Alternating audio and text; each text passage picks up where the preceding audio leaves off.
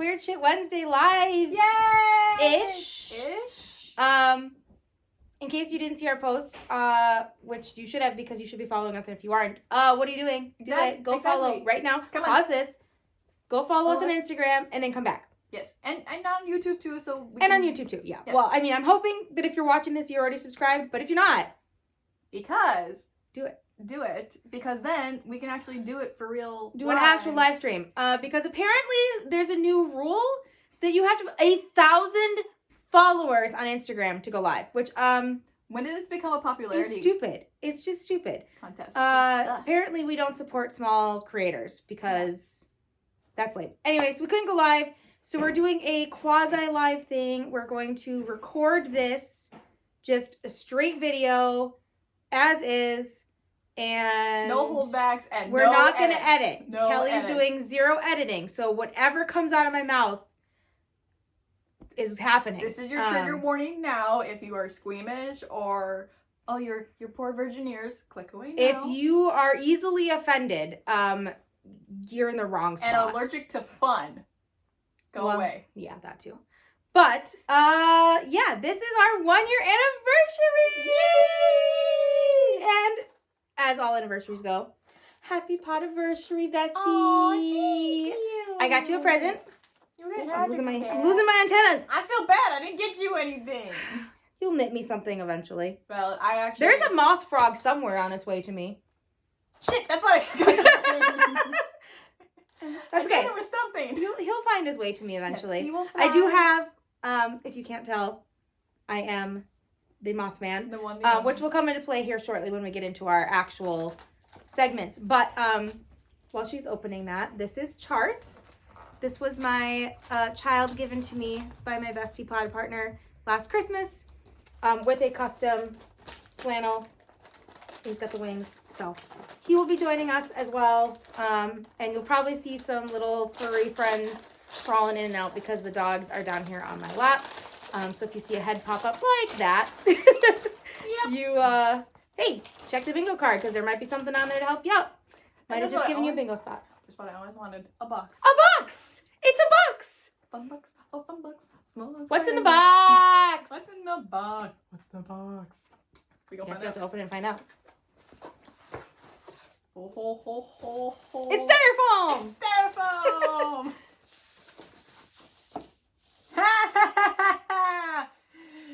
Keep it weird, y'all. Yes! It's so pretty! And we match. Oh, nice! So, I got us custom matching tumblers because we're both coffee addicts.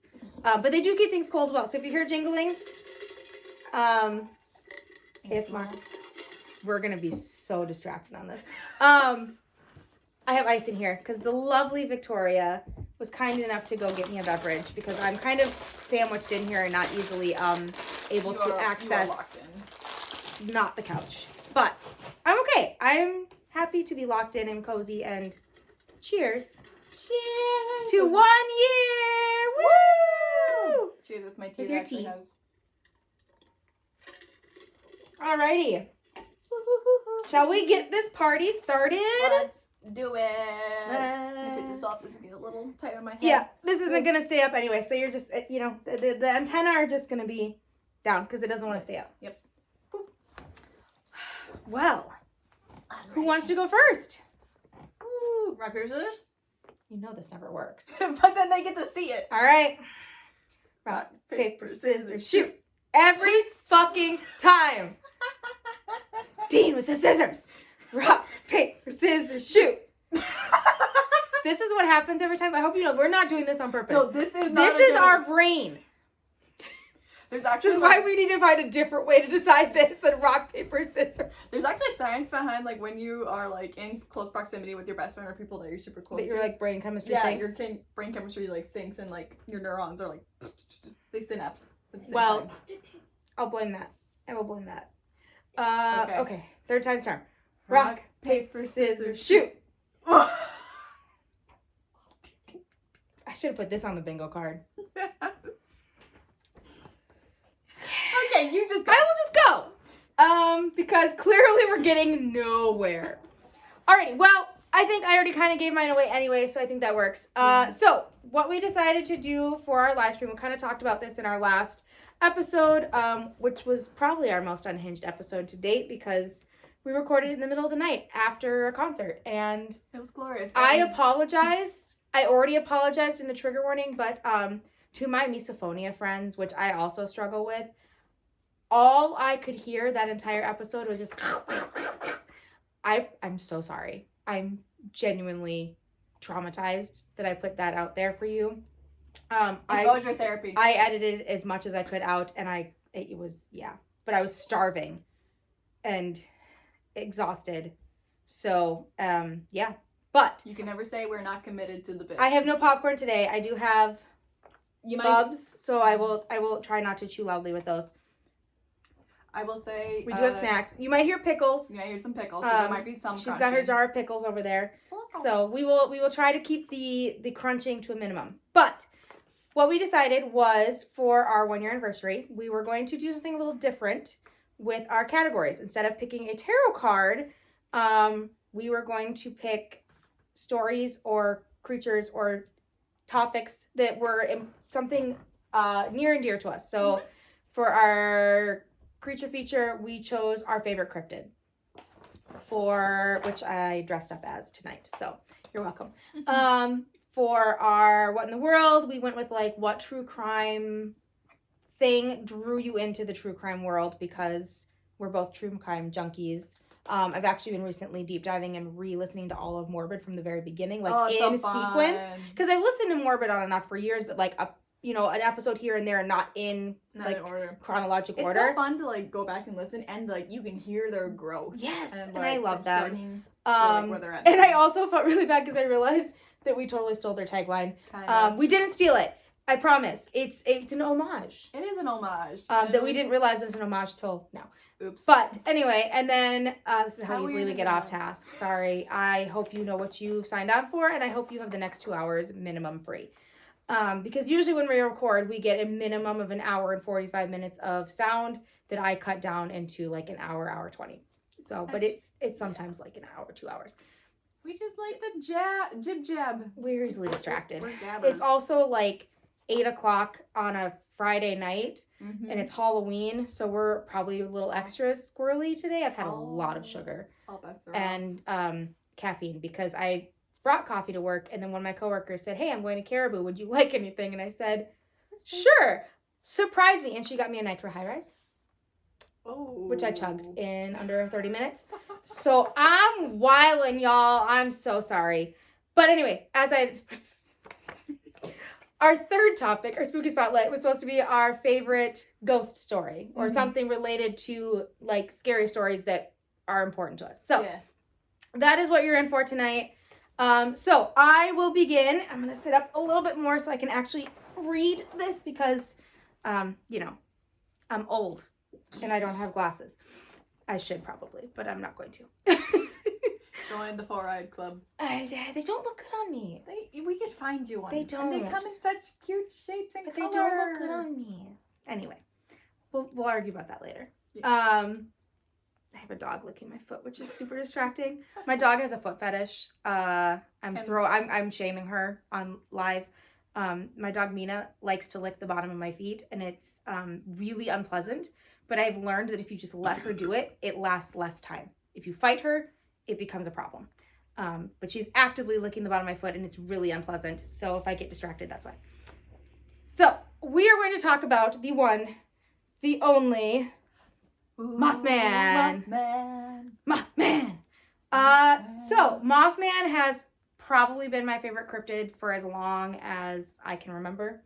I've just always found the Mothman interesting. In fact, I think the first introduction I had to Mothman was watching a TV show, Paranormal State, back in the day, and they did a trip to Point Pleasant and like talked about the Mothman legend and all that. And I've seen all the documentaries and like seen obviously the Mothman prophecies. That's like a classic. But what is the true history of the Mothman? We're gonna find out together. We're gonna do a little history, a little spooky, and a little bit silly. And I even have a photo that I printed off to share with you. Fun. So, The state of West Virginia has had its fair share of strange and often inexplicable events, such as the visitation of the Flatwoods Monster and Indrid Cold. But perhaps the strangest yet is the arrival of the creature known as the Mothman, which changed the sleepy little town of Point Pleasant forever when it swooped in one cold autumn night in 1966. Swoop. Today, Mothman is one of the most well-known cryptids in the world, made famous partly by John Keel's book, which was later adapted to film, The Mothman Prophecies. If you haven't seen it, go watch it after you watch this. Yes. Mothman is also hunted in Mountain Monsters on Destination America. Oh. The first recorded Mothman sighting took place on November 12, 1966, near Clendenin. I don't know if I'm saying that right. It's a weird name. West Virginia. 5 men were in a cemetery preparing a grave for burial when they saw something they couldn't explain. It lifted off from the nearby trees, and it was a brown winged creature. The men held the fact that what lifted off beyond the trees was no bird, but was humanoid in shape. Which, you know, if you're in the middle of the night in 1966 digging a grave, I don't know how good's your lighting and eyesight, It's but gonna be a little strange, and like candlelight elongates shadows. I mean, I'm like, sure a it's lot. 1966, so like they had flashlights, I'm sure, some sort of lighting apparatus. But yeah, I don't know. So Who knows? we'll see. The creature was sighted in many places across West Virginia and the surrounding states, but the largest number of sightings happened near the old West Virginia Ordnance Work, an area now known by locals as the, quote, TNT area. Okay. West Virginia Ordnance Works is an abandoned munitions depot in the north of Point Pleasant that dates back to World War II. The facility, during its operation, manufactured ammunition and dynamite, thus the TNT name. Mm-hmm. The surrounding area is mostly forest, dotted with numerous grassy clearings and thick concrete domes called igloos, which are terrifying, by the way. If you've ever watched the documentaries, like, they're so creepy. They were used to store barrels of gunpowder. The area is also riddled with abandoned tunnels, most of which have collapsed, been sealed off, or become flooded with water. And a wildlife sanctuary named the McClintock Wildlife Management surrounds the majority of this area now. So, like, you can go visit it, but it's out there in the middle of nowhere, and it's a little bit treacherous. Like, some people try to venture into these tunnels, and they're pretty precarious. So, like, don't recommend it. Pass. It was in this TNT area on the cold night of November 15th, 1966, 3 days after the first sighting took place, that 2 young couples encountered this bizarre creature again. Roger and Linda Scarberry were driving in Roger's black 57 Chevy Bel Air. Fun fact, my mother took her driver test in a 57 Chevy Bel Air, so Fun. Shout out to you, Mom. She will probably be watching this at some point when I show her how to access YouTube on her TV.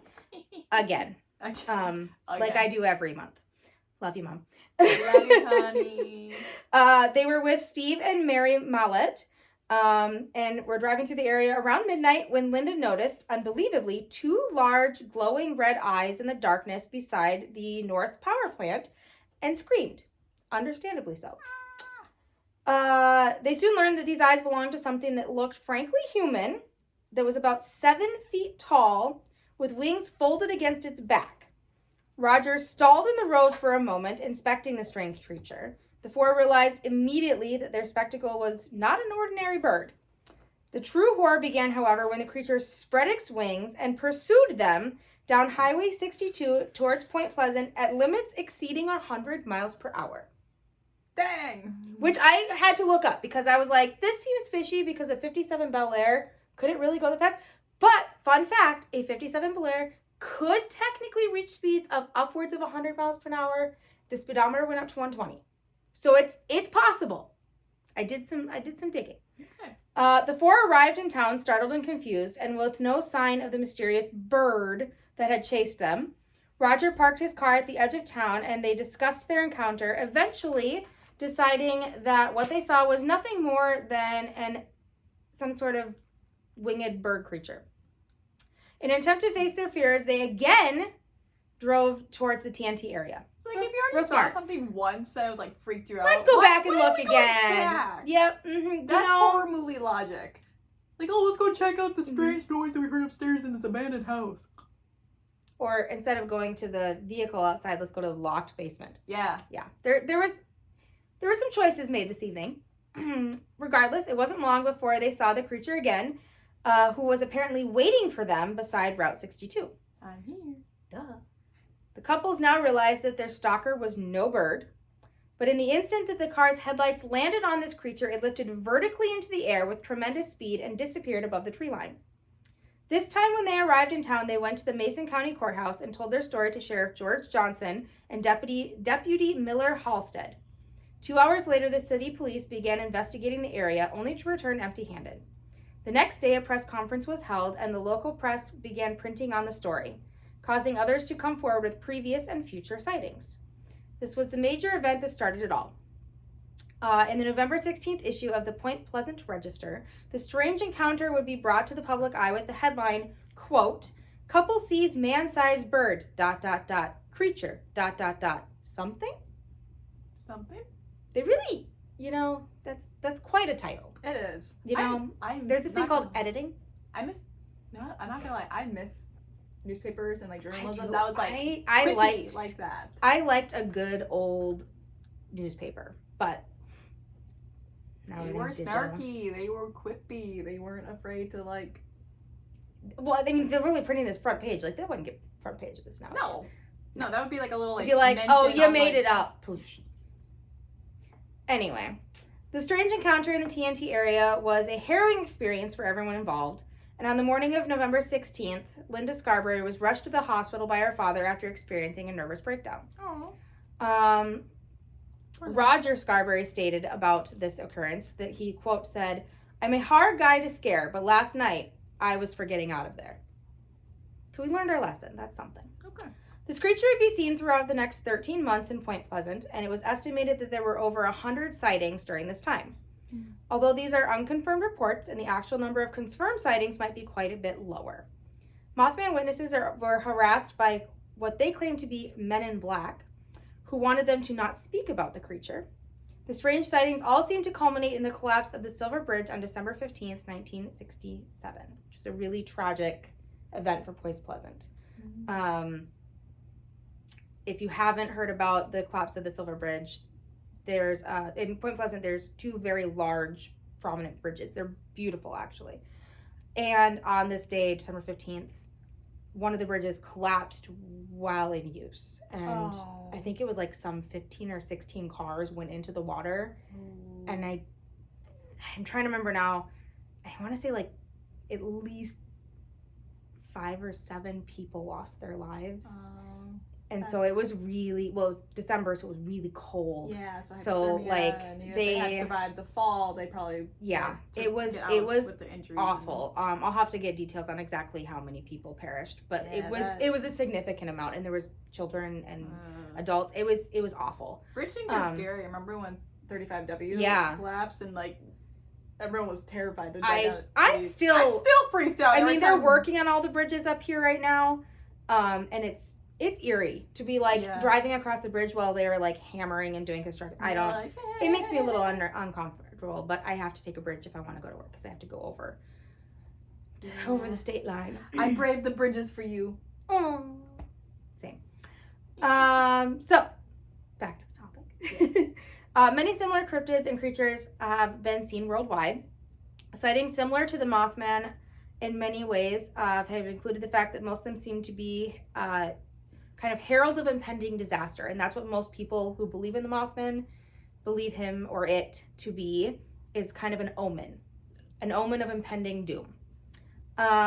Some of the places Mothman or similar creatures have visited include a mine in Freiburg, Germany, where a Mothman-like creature scared miners away shortly before a collapse. Another notable visit was to the nuclear plant in Chernobyl, where a creature haunted the facilities for a while before the famous meltdown. There were also 2 Mothman pictures taken in New York on 9/11, and multiple sightings before the Minnesota bridge collapse, speaking of. So, quite a few people believe this creature to be like, not necessarily an evil or hurtful being, but actually there to warn people like, hey, I'm trying to protect people, like, hey, and scare them away from an area that might be dangerous, which I mean, if we're thinking about the TNT forest, like, there could still be dynamite or gunpowder there. Like, what if those two couples were headed for something dangerous and he was saying, like, hey, don't go this way. Scaring them away to protect them. Yeah. So, I don't know. That's kind of how I like to view him. Some people believe the Mothman tries to warn people, like I said, about disasters about to happen, such as these sightings listed above. However, since there only seemed to be one Mothman instead of a bunch of his kind, and since he seems rather paranormal, these sightings are not much of interest to cryptozoologists who want to discover new kinds of creatures. So he's kind of... He's a little left out of, like, little typical... That's probably why I like him. So, we're going to talk a little bit about what he looks like. Mm-hmm. So, Mothman is described as a bipedal, winged humanoid. Despite his name, which was given to him by newspapers, he is in no way moth-like. It has an appearance more like that of a large humanoid owl. Okay. His coloration varies from black to gray or even dark brown. He's often reported to be approximately 7 feet tall with a wingspan of 10 to 15 feet or more, and the ability to fly at over 100 miles per hour, which is freaking wild. Yeah. Pew! Sometimes he's described as not having a head, but 2 red eyes set in his chest. These eyes are reported to glow or at least be reflective. The details of his face and his feet have never been adequately described. One witness who saw the face clearly could only say that details were horrible and monstrous. She had terrible nightmares and nearly suffered a nervous breakdown, which seems to be a pattern here. Yeah. Anyone who gets a close look at the Mothman seems to suffer from extreme fear and psychological distress, sometimes lasting months or years afterwards. Oh. In particular, people say that a sense of pure evil overcomes them when they look into the Mothman's eyes, which doesn't track if he's, portent for good. Right. But anyway, he can fold his wings and walk a weird shuffling motion that many witnesses compare to like a penguin. It's like kind of adorable, actually. Can you imagine this like 7-foot creature just bloop, bloop, bloop, bloop, bloop at you? That's kind of terrifying. A little bit. But also kind of cute at the same time. It makes me think of the Looney Tunes monster, the big red guy. Yeah. Yeah. Like he kind of shuffles a little bit, and his eyes are a little more lower set. Maybe he was inspired by the Mothman. I don't know. We'd have to do that. Anybody Looney Tune historians out there? Let us know. When he flies, he unfolds his wings and shoots straight up at great speed, then levels out to go wherever he wants to go. He is rarely observed flapping his wings except for on takeoff. Witnesses often describe his flight pattern as straight up like a helicopter. He can fly faster than any bird should be able to, as measured by victims who suffered from what seemed to be Mothman's favorite activity, which is chasing cars. He will fly in front of them and even sometimes hit at the roof. You're like, hello in there. You're saying hi, or he's playing tag. Yes, he's like, hey, you're it. There's yet to be any credible physical or photographic evidence to truly support the existence of Mothman, but there are a few photos that have been mistaken for him, as such as a photo of the bridge taken in 2003, which turned out to actually just be a piece of metal tilting and falling off. There have also been some photoshopped images, of course, because, that's how it works. Mostly done for art purposes, but not to fool anybody. Mm-hmm. Mothman sightings have been associated with at least 2 other cryptids. Gigantic thunderbirds with gray bodies and red heads that were sighted in the same area around the same time by a few witnesses. And Owlman, which is a similar creature with wings and red eyes sighted in Cornwall, England in 1976. Sheriff George Johnson, who was a sheriff on the night that the couples came and reported, believed the Mothman may have been a large heron, which are not 7 feet tall. So no, but I could see where they're coming from because they got the long legs, and when they're like stretched out, right? They're big. They're big. Yeah, they're pretty big. Wildlife biologist Dr. Robert L. Smith at West Virginia University believed that Mothman was a sandhill crane, which the newspapers then reported on, but witnesses completely disagreed with. Mm-hmm. Skeptic Joe Nickel posited owls as an explanation because of their eye shine and silhouette resembling the headless Mothman. Mm-hmm. Most modern skeptics seem to agree with Joe, but the sightings might just be too extraordinary to attribute them to such animals. 2 legends from this area, from the Shawnee people, which are a very predominant indigenous group in this area, and there's a whole other side of this we'll talk about someday. Mm-hmm. 2 in legends from their lore, mentions creatures closely resembling Mothman. They are called Misignois and Wapi, respectively. In the legends of Misignois, the description is very similar to a combination of Mothman and Bigfoot. Okay. That's who the ceremonial dress is supposed to be that's used during the bread dance. So they actually incorporate this creature into some of their rituals, which is cool. The Wapi legend is also similar, and then it's part of the lore of this tribe and tells of a family of Native Americans who chose to become white hawks living in the forest near Point Pleasant. Okay.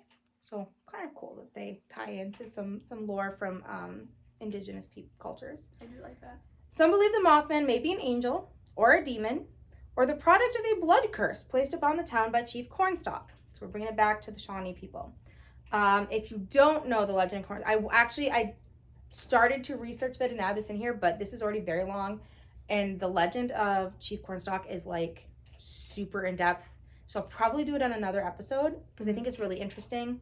But the most important thing you need to know is Chief Cornstalk was murdered along with his son in the area by white settlers because apparently that's what we do. Stupid. Come on, ancestors, get it together. But many people believe that when he was killed, he cursed the land of Point Pleasant forever. Yeah. And that Mothman might be a derivative of this curse. Gotcha. They also believe that this curse is attached to the collapse of the Silver Bridge. Oh. Thus the connection there. Yeah. The more likely assumption, however, is that a normal barn owl may have been the real creature that was seen. Due to the fact that the original sighting the witnesses seemed to describe was more in line with an illusion during driving, and other sightings could be misidentifications or calls for attention. Yeah. Regardless, there are still countless who believe in the possibility of a true Mothman, so much so that they've crafted an annual festival in his honor. The Mothman, we need to go. It's on my bucket list. The Mothman Festival is an annual commemoration of the visit of the cryptid. It started in 2002 and is held on the third weekend of September in downtown Point Pleasant, West Virginia. We missed it this year. We did. Next year. It's located next to the Mothman Museum and the Mothman statue, which will come into play here shortly. I love this. The festival features a wide variety of vendors, guest speakers, live music, food, and events for all ages. People from all over the world come to experience this unique atmosphere and learn more about the Mothman. Here are a few ways in which you can maybe see the Mothman in some pop culture. Mothman was featured in the game Fallout 76, in which he appears more moth than man. Mothman is also featured in the book, obviously, The Mothman Prophecies, and the movie of the same name. He appears in many documentaries, including The Mothman of Point Pleasant and TV shows like Mountain Monsters, and is featured in The Adventure Zone Amnesty as an alien psychic and trailer park resident. Which, I need to find this because that sounds intriguing. Mothman is a trailer park boy. Yeah. At one point, he is seen in Restaurants to Another World and is featured in an episode called Minced Meat Cutlet and Fried Shrimp. Okay. Yep. He is featured as the first boss fight the player encounters in the first-person shooter game Trepang, or Trepang? I don't know. I've never heard this game. Trepang Squared, specifically. Squared. In book 2 of Area 51 Interns, a Mothman is featured in its cage where Charlotte was trapped by her robotic counterpart. Okay. And he was featured in a Gravity Falls book called Journal 3, where it is depicted to be a swarm of 100 moths that are attracted to lights. If you do choose to take a trip to Point Pleasant in search of the Mothman, make sure you stop by the official Mothman Museum. There it is. It's there. And make sure to secure a Mothman hunting permit for a steal at only $3. Woo! I own one. I am licensed to hunt the Mothman. While there, you can also enjoy a round of Mothman mini golf. Do you have to renew that license annually, though? I think it's a lifetime membership. There you go. I don't know. It's in my scrapbook. I'd have to go dig it out, but that required more digging than I was willing to do today. Valid. You can try your hand at Mothman mini golf, like I said, or try your luck at the Mothman escape room, which I vote we do if we go. Yeah, not gonna lie. 100%. While a fun opportunity for some merch and fun, it's also home to many important Mothman relics. They boast the largest collection of props and memorabilia from the movie in the town where the Mothman sightings and encounters actually occurred. You can read rare historical documents from the Mothman eyewitnesses themselves, documenting where they experienced on that fateful night. You can also see historic press clippings and photographs of the Silver Bridge disaster and learn more about the historic figureheads of the Mothman legacy, like John Keel, Mary Hyre, and the Scarberry and Mallet eyewitnesses. And of course, before you go, you have to make sure to stop and take a photo with the life-size Mothman statue in the center of town, like I did. And I have a photo. It's wonderful. I will post it on our Instagram so you can get a better look. It's so cool. So I did go to Point Pleasant on a road trip in 2012. Dang. Throwback. My mom and I drove out to North Carolina to visit my nephew who was in the Marines at Camp Lejeune. Mm-hmm. And on the way, we stopped and we actually stayed the night in Point Pleasant. Oh, cool. We stayed at the historic Lowe Hotel, which highly recommend. It's stunningly beautiful, but it's also fucking haunted. And I think the guy that running the place did this on purpose because I happened to mention that I was a fan of Mothman. Yeah. So the room he gave us, my bed overlooked the square, so I could look out at Mothman at night. And let me tell you, it was fucking terrible. That sounds creepy. Because this statue is lit from below, and its eyes glow red. Oh. All night long. No, and that's all I saw out my window of my hotel room was this creepy ass statue. Mind you, this is also the same hotel room where the doors lock with skeleton keys. So they still use the original skeleton key. You have like a slide lock to like keep you secure, but technically you could open any door in the building. That's so cool. With your key. And my mom. Creepy. It was creepy. I don't know how I feel about it now. It's purportedly the hotel was built in 1904. Yeah. It still has the original elevator in it, which I rode against my better judgment because it was genuinely terrifying. Bless your soul. And also to my detriment because I pushed the wrong button. Uh-oh. And I ended up on a floor I don't think I was supposed to go onto because everything was covered in white cloths and it was completely abandoned. It was this old ballroom on the third floor. Who puts a ballroom on the third floor? That was kind of weird. But I ended up in this old fucking ballroom. Nobody was there. And the atmosphere in that space made my hair stand on end. Like, 100% haunted. Would love to go back one day. But, like, yeah. If you're going to go there, just know you're going to have experiences. I definitely heard things in the night. Things were heard. With making, like, tapping and scratching sounds. I didn't sleep at all that night. But it was a cool experience. Mm-hmm. One time only. But yeah. And like I said, I actually put that in here. I said, a side note, if you're going to visit Point Pleasant and want to add your spooky fun, I highly recommend to stay at the Lowe Hotel, which is situated kitty corner from the Mothman Museum, and is reportedly one of the most haunted hotels in West Virginia. And yeah, I can attest that for sure, you know, it is creepy. Although I don't know how much of that is haunted or just the glowing red eyes of the Mothman statue leering through my bedroom window. Valid. And that is the Mothman. I'm just making a pile of papers to the left of the couch because I don't have anywhere to put them. Oh. I'm scared to Mina. Sorry, Mimi. I have a lap full of chihuahuas right now. Because, you know, heaven forbid they get ignored. Hi, Memer. Well, Stitchy Poo. Yes. What cryptid have you brought for me today? Ooh. Pause first. Ooh, okay. That was a good owl reference. Ooh. Have you brought for me today? I smell the pickles. Mm-hmm. I haven't eaten it yet. It's just my butt. The pickles leaked on the couch, and she's sitting on it. So there's just pickle juice everywhere. Yep. It's okay. I'll wash it later. I'm just extra salty today. You're extra briny. Extra briny. Alrighty. Here we go. I have a little movie quote. Ooh. I love a movie quote. Okay. Alright. A silver...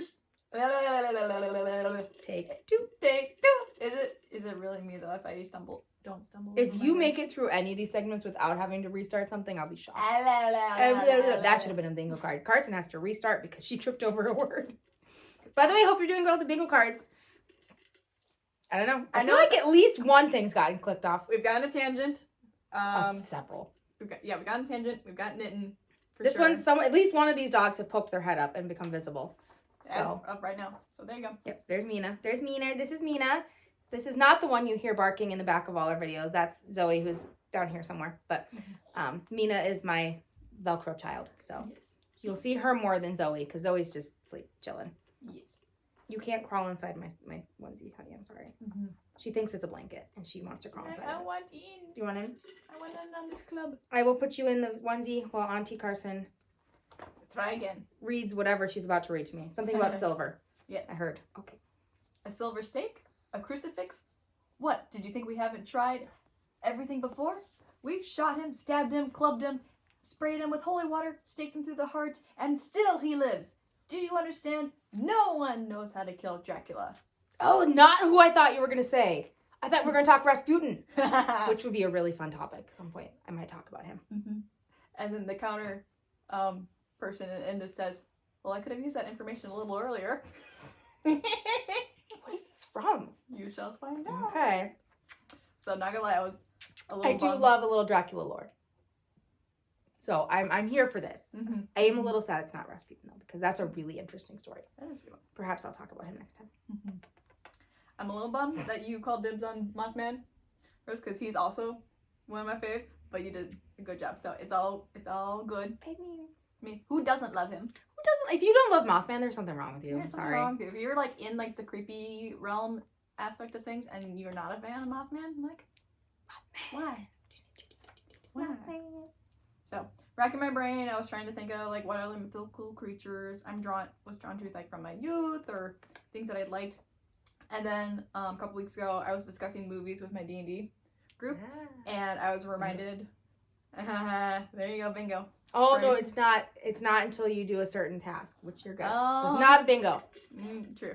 It doesn't count. Read your cards carefully. We'll get there. Read your cards carefully. That would need carefully. Good Lord. I need more caffeine. Yeah, my buddy John and I, we were talking about like movies and stuff. Like, well, like what was our first like scary monster movie that we saw, and it reminded me of the first one that I saw at a sleepover when I was 12, and this was none other than the 2004 classic, Van Helsing. That's a great movie. I actually recently watched that. Like a month or so ago. I haven't seen it in years, so I have the DVD down there. Awesome. I definitely need to rewatch. Yeah.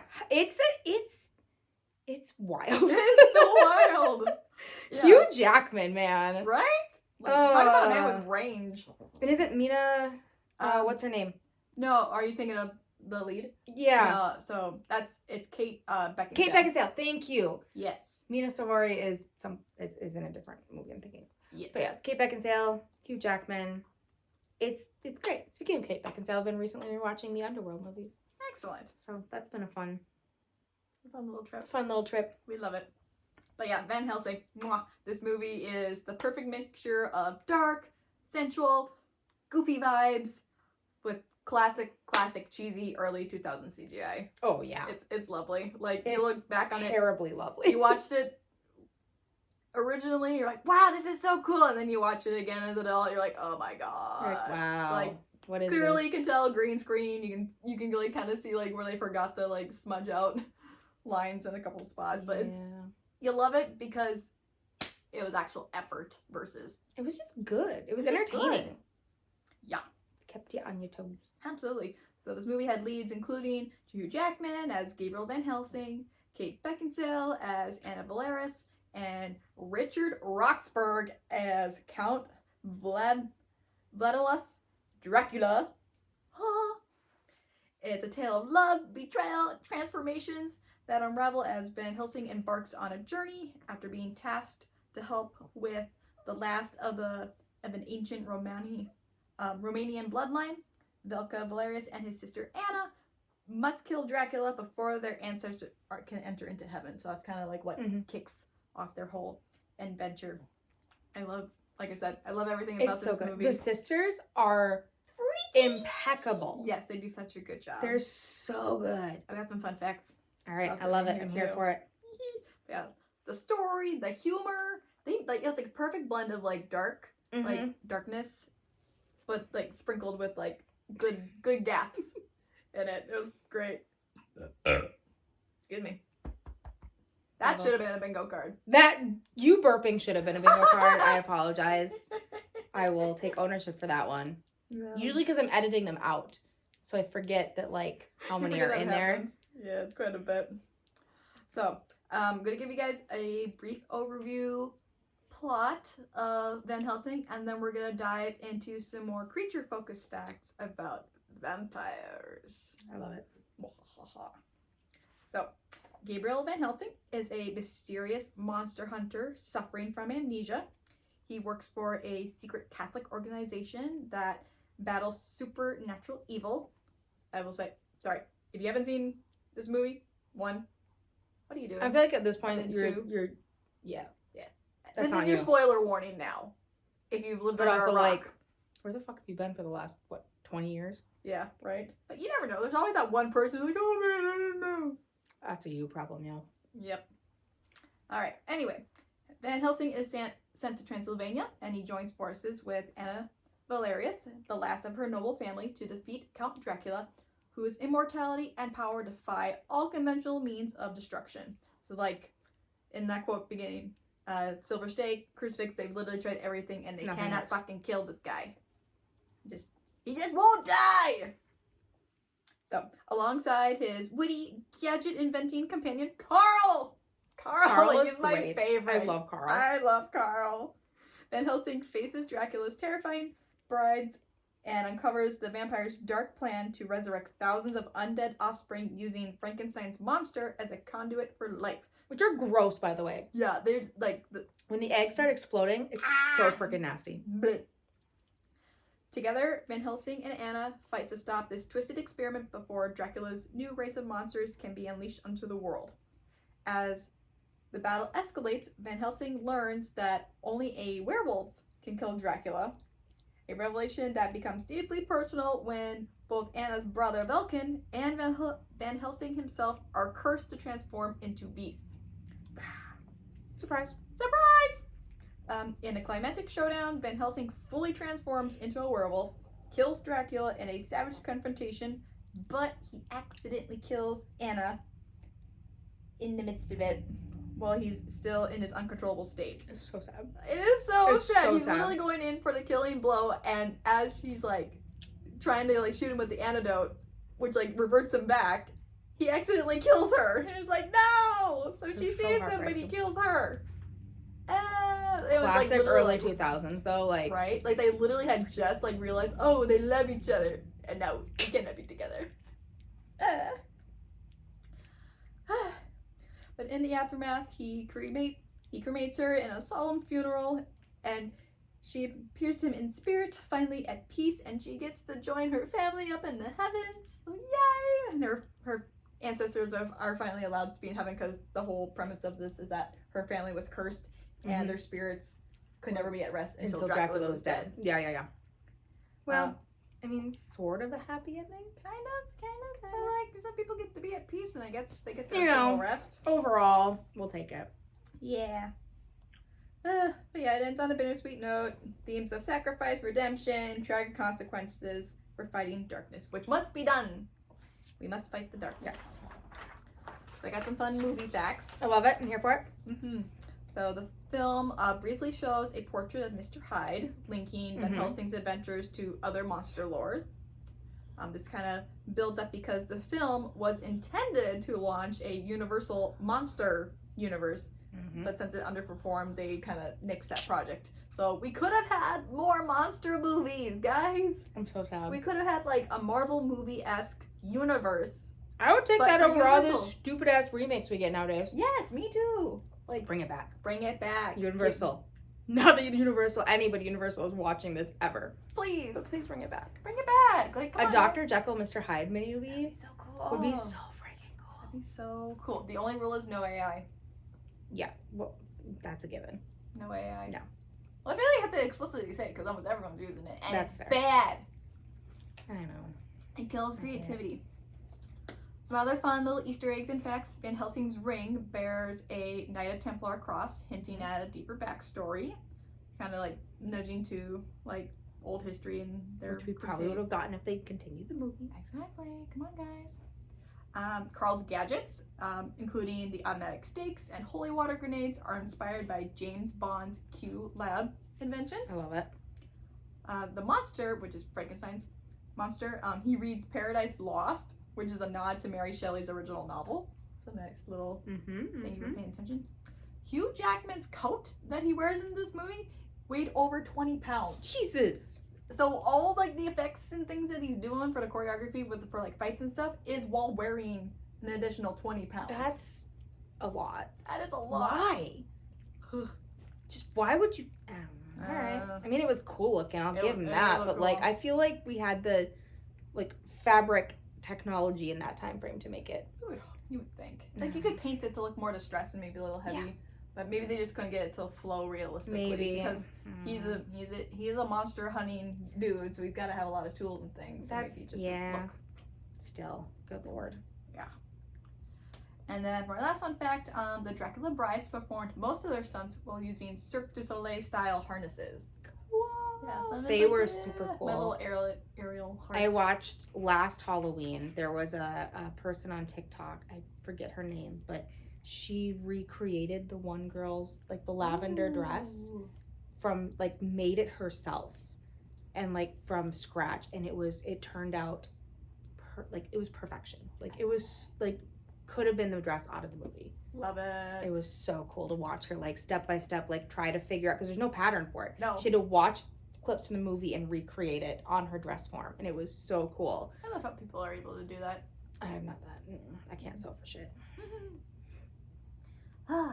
Yeah, so that's our little overview into Van Helsing. I just remember watching this for the first time in my friend Morgan's room. My friend Jaded brought it over and she's like, have you guys ever seen this movie? I'm like, no, what's this? And I'm like, I could not take my eyes so good off. Because one, vampires how cool. Vampires are cool. And I was like, I think that was probably the first time I realized like, oh, girls are pretty. I was like, was this your gay awakening? I think this was. It's a very like bi-coded movie. Very much like so. There's something like, for everybody. Kate, I was like, the sisters. Like, Dracula was kind of sexy too in his own way, like in a weird. And like the not when he was full on like. Yeah, but the non-conventional like in the ballroom scene when he's all like. There was a moment that I was like, all right, Dracula, I might let you bite me. My hearing aid just keeps on a slight up. But yeah, I definitely think that was probably the bi-awakening there. And that, without realizing that's what it was. Yeah, that's fair. It's like, girls are pretty. Yep. I blame Shigo. That's another one. Oh my god. Shigo. Telling you. Yep. It's the goth girls. Come on. Yeah. There's something about a goth girl. I mean, like, I get it. It's the confidence of being different. I think that's what's attractive. That's what's attractive about it. It's not like yes, the aesthetic is cool, but it's the external confidence that you exude to put that on and present yourself. And you're like, hey, yeah, this is me. Suck it up. Get over it. I love that. Yay! Yay! So we're gonna dive into a little more vampire lore. Yes. Here for it. Yeah. So vampires. I've only written 3 books about it. So yeah, exactly. Fun fact. Speaking of books, this is the only book of mine you haven't read. Oh, Wretched. Incendiary. I'm working on it right now. Well, you're in it. Yeah. There's a reference to Van Helsing in Incendiary. I think I did read that. Did you read the part? Okay. Yeah. I didn't know. I wasn't sure how far you'd made it, so I didn't want to give anything away. Mm-hmm. But my character in that book was mentored by Van Helsing. Okay. So nice little in there. Fun. Yes. So vampires. Vampires are evil mythological creatures who roam the world at night searching for people whose blood they feed upon. About to suck your blood. They may be the best known classic monster of all. That's true. Like when you think monsters, immediately top of the list. Vampires. Boom. Most people associate vampires with Count Dracula, the legendary blood-sucking subject of Bram Stoker's epic novel, Dracula, which was published back in 1897. Mm-hmm. There we go, switching numbers. But the history of vampires began long before Stoker was even born. Like, there's lore that goes back and back centuries. And back. But what is a vampire? Well, what is a vampire? What is anything? We're getting philosophical here. What is life? My ex. They're vampire. They sucked my soul. They just sucked all of my energy. That's valid. I do have a really interesting book over there about energy vampires. Ooh. You should ever read sometime if you like a good... Yes, I do like a good read.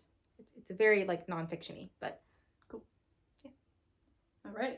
So by this definition of a vampire, there's almost as many different characteristics of vampires as there are vampire legends. But the main characteristics of vampires that we know is that they drink human blood. They typically will drain their victim's blood using their sharp fangs, and then also in turn killing that victim, which then turns them into vampires. So kind of a self-perpetuating cycle there. Yeah. In general, vampires hunt at night since sunlight weakens their powers. Some may have the ability to morph into a bat or wolf. Vampires have super strength and often have a hypnotic, sensual effect on their victims. We will lure you in. Woo! Especially if they're blonde and wearing a black trench coat. If you know, you know. If you know, you know. And supposedly they cannot see their own image and they cast no shadow. So watch out for that. It's true. Mm-hmm. So we got some potential real life inspiration for vampires. Mm-hmm. All right. Here. Known as Vlad the Impaler. Yes. Bum, bum, bum. He's wild. He was a nutty dude. He was something. He was something. Mm-hmm. It is thought that Bram Stoker named Count Dracula after Vlad Dracula, who was also known as Vlad the Impaler. Mm-hmm. Vlad Dracula was born in Transylvania, Romania. He ruled Wallachia. I hope I'm saying this right. Wallachia. I think that sounds right. That sounds right. Wallachia, Romania. Off and on between 1448 and 1477. So we going way back. This is a long time ago. Mm-hmm. Some historians describe him as almost 1,000 years. Yeah. Over 1,000 years. No. Yeah. Over. Almost 1,000. Almost 1,000. I don't know. It's a long time. I can't math. No thanks. 600 and something years. It's too late for that. It is too late in the night for math. Some historians describe him as just yet brutally cruel ruler who valiantly fought off the Ottoman Empire. He earned his nickname because his favorite way to kill his enemies was to impale them on a wooden stake. That's a lot. It got the job done, I guess. I suppose, but... Yeah. According to legend, Dracula enjoyed dining amidst his dying victims and dipping his bread in their blood. Whether these gory tales are true or not is unknown. It was a practice back then. I mean, in England, when they would have executions in like that era, mm-hmm. people would like dip bread in the blood as and eat it as like good luck. Interesting. Yeah, it was a thing. That's a wild thing. That's Thank you, Morbid, for teaching me all about that. Thanks, Morbid. I just listened to an episode about that, about like weird body, like cannibalism type things. That's strange. Like eating mummies and shit. Yeah. Ugh. Pass. Yeah, I'm good, thanks. I'll pass on that. Mm-hmm. I'll get my iron somewhere else. Yeah, I'm good. I'll eat a steak next time. I'm needing some iron. So many people believe this practice is what sparked Stoker's imaginations to create Count Dracula, who was also from Transylvania, mm-hmm. sucked his victim's blood, and could be killed by driving a stake through his heart. So just taking those real life. I can see the connotations there, the correlations. Exactly. So that's some real life inspiration that we think might have inspired our classical version of it. Mm-hmm. I have 3 other variations of some vampires from around the world and what their folklore of vampires is. Yep. Starting in Albania, which I hope I said this right. They call them the Striga. Striga, yeah. Excellent, I got it, yay! Striga are a type of witch, right? Yes. Yeah. A vampiric witch in traditional Albanian folklore that sucks the blood of infants at night while they sleep and then turns into a flying insect. Yeah. Usually a moth, fly, or bee. They were in Supernatural. There was an episode of Striga when you get the flashbacks to when they're little kids and they try to take Sam. And Dean's dad, John, gets really pissed at him for leaving his brother unsupervised. The Striga almost eats him. Victoria's over here like, no. Bingo card, you're welcome. So supposedly only the Striga herself could cure those she had drained. The Striga is often pictured as a woman with a hateful stare, sometimes wearing a cape, and a horribly disfigured face. We'll jump over to Egypt. Ooh. The Egyptians had their share of vampire lore and bloodsuckers. The Egyptian goddess Sekhmet. Sekhmet, yeah, that sounds right. I think that's right. Okay, Sekhmet was also known for her taste for blood, and according to the Egyptian Book of the Dead, if a certain part of the soul called the Ka didn't receive adequate offerings, it would leave the tomb to drink blood. Interesting. Mm-hmm. And then over in China, I'm gonna butcher this one, so I am very sorry. Chinese language is really hard to pronounce. It is very hard. I'm sorry. If you're not from that region. The Gongxi, also known as a Chinese hopping vampire, is a type of undead creature. I just figured like a vampire frog. Which I recently drew because I've been doing Mashaween. I love it. And one of the prompts was vampire and frog. So, vampire frog. Vampire frog. Here it is. Vampire frog. The hopping vampire is a type of undead creature or reanimated corpse in Chinese folklore and legend. The Gongxi is described as having long dark hair and greenish white skin, possibly derived from fungus or mold growing on corpses. Gross. Yes. That's the most disturbing one. Yeah. Like, all the other vampires I'm like, no. Moldy, green, undead, reanimated corpse. No, that's like zombie territory. It is very zombie territory. I don't like it. Yeah. The little bits that I was reading about that particular like folklore or culture from it, I think it was like it derived from like what encouraged families to like do proper burials lest your loved ones turn into one of these. Like if you put off doing the proper burial properly and then do it soon enough, then your loved one would come back as this and essentially like haunt your family. Gross. Yeah, so maybe do a proper burial, guys. Oh no. I got failed. Oh no, what happened? All of my papers went down. No! Victoria's helping. Victoria. She's amazing. Thank you. Except for I hope they're all in the same order. That's pretty good. I'll figure it out. Thank you. Oh my god, this is gonna be a long one, guys. Yeah, we're almost to a minute and we're all the way through Creature Feature. Not even done with Creature Feature. We're gonna be here a while. All right. I think I'm almost done. You're good. Keep going. I gotta sort this anyway. Okay. Well, I got a joke for you while you sort. I would love to hear a joke while I sort. Why did the vampire go to the doctor? He was coughing. I love that. I actually love that. But speaking of coffins, we're jumping back a little bit to one of these myths about vampires, or what might have tied into them, because vampires are known to be sleeping in coffins. There's one right there. So when grave robbing was super popular back in like England, so medical schools could study the bodies and all that. This is where people believe the tales of do you know the phenomenon of if you open up a coffin, the body supposedly will spring up? Yes. Huh? There's like a something about to do with like the way that the muscles contract as decomposition happens. Mm-hmm. Yes. Mm-hmm. It's a myth. It's busted. Good. It is busted, as confirmed by Lauren the Mortician. And you don't watch her, go do so. She is wonderful. She is an actual mortician. Like this is her literal job. She does a wonderful job explaining this.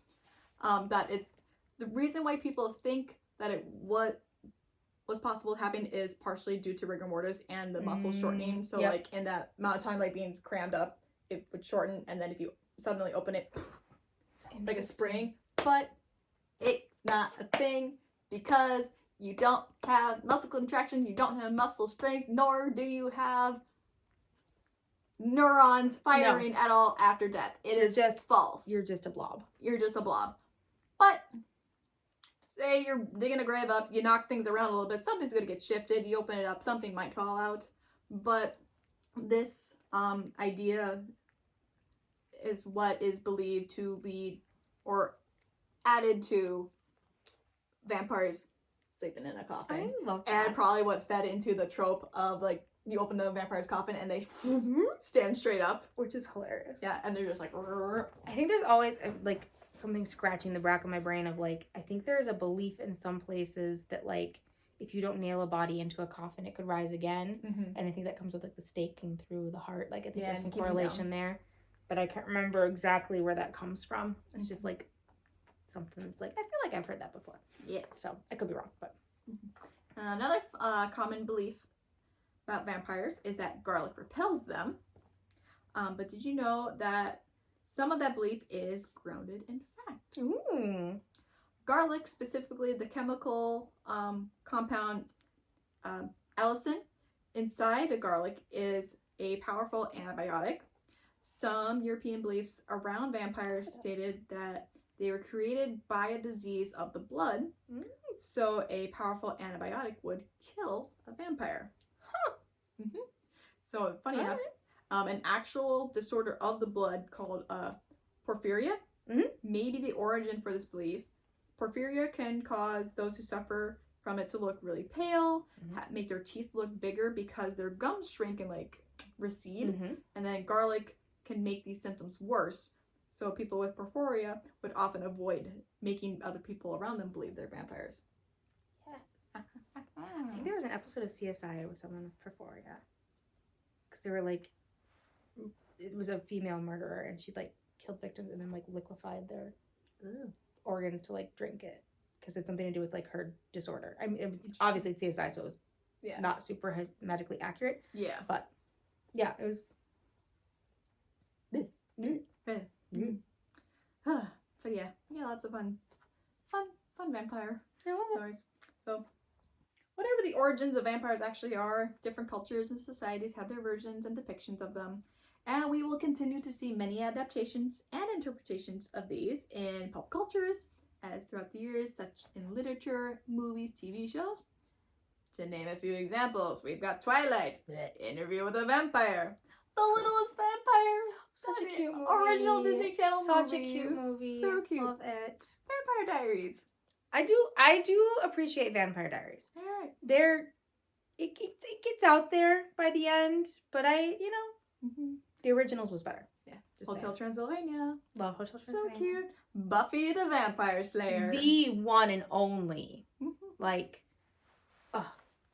best TV show ever made. Second best TV show ever made. And of course, the wonderful trilogy Rogue, written by... Yeah, go read my books. Yes, read the books. But yeah, so much vampire lore. Like, we would be here for days if we... Forever. Yeah, there's so much out there. Which is why it's a classic. I will say, a book I shared with you recently. I read a new book this year. It was probably the first time I've seen a new, fresh take on vampire. The idea was The Ground That Devours Us. It's really, really good. And it takes a new... Harris? I think so. It takes a new approach to, like, vampires. And it was kind of nice to see, like, a fresh take on it. Good. So, if you're needing a book recommendation after you finish reading my books, go read that. Yes, I haven't cracked into that one yet. It's on my nightstand. Good. It's there and ready for me. My brain just hasn't. You got other things to do. I got other things. Things to knit. Yes. All that good stuff. Yes. Well, that vampire is dead in its coffin. What in the world's next? You staked it. What in the world indeed. So, I did, for the sake of time, nix my original What in the World. Because really the case that really, really sucked me into true crime was the John Benet Ramsey story. Oh, that's a good one. But I was like, I knew my Mothman was going to be a lot and pretty in-depth, which is, I promise my next two are much shorter, so hopefully won't be here for like 3 hours. And if we are, whatever, who cares? You signed up for this. Remember that. Drink the pickle juice. I love it. Just the giant jar of pickles. Pots girl over here. So I decided to go with another case that I didn't actually deep dive into before this, but it's one I vividly remember being talked about when I was a child. Oh. Was it like an active case? It was still an active case because it was not solved until I think early 2000s. Okay. But this case took place in the 80s. But we didn't get answers or any resolution till much more recently. Gotcha. And if you are a fellow millennial or maybe a Gen Xer and from the Midwest, you will probably recognize the name Jacob Wetterling. Oh, I know this one. Yes. It is a local one. It is from Minnesota.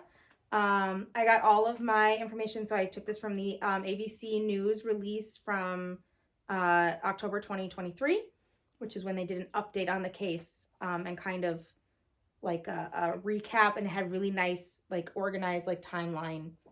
So we are going to talk about this case. I very vividly remember seeing, like, news reports or, like, a 60 Minutes or something when I was a kid about the Jacob Wetterling case, because it was such, like, small town Minnesota. Things like this don't happen there. And he just vanished. And I remember my mom talking about him, like, you know, whenever we would go somewhere, she'd be, you know, it was a cautionary tale of, like, you know, in the 80s, it was such a latchkey thing to just let your kids, you know, go off and do their own thing. Be back by the sun. And I feel like this was the first time, like, people in the, like, Minnesota, Wisconsin area kind of went, ooh, maybe we shouldn't do that. Yeah. Because things like this could happen. Yeah, what could happen to Jacob Wetterling? Put some more parameters. So, if you don't know this story, buckle in. It's a really sad one. Sorry, we're going to get Debbie Downer for a minute because it also trigger warning if you are upset by the death of children or pedophilia. This might be time to skip ahead a little bit because we are going to talk on those topics a little bit. So, nearly 34 years ago, the adoption of an 11-year-old boy from a dark road in rural Minnesota terrified the community and went on to become one of the biggest mysteries in the state's history.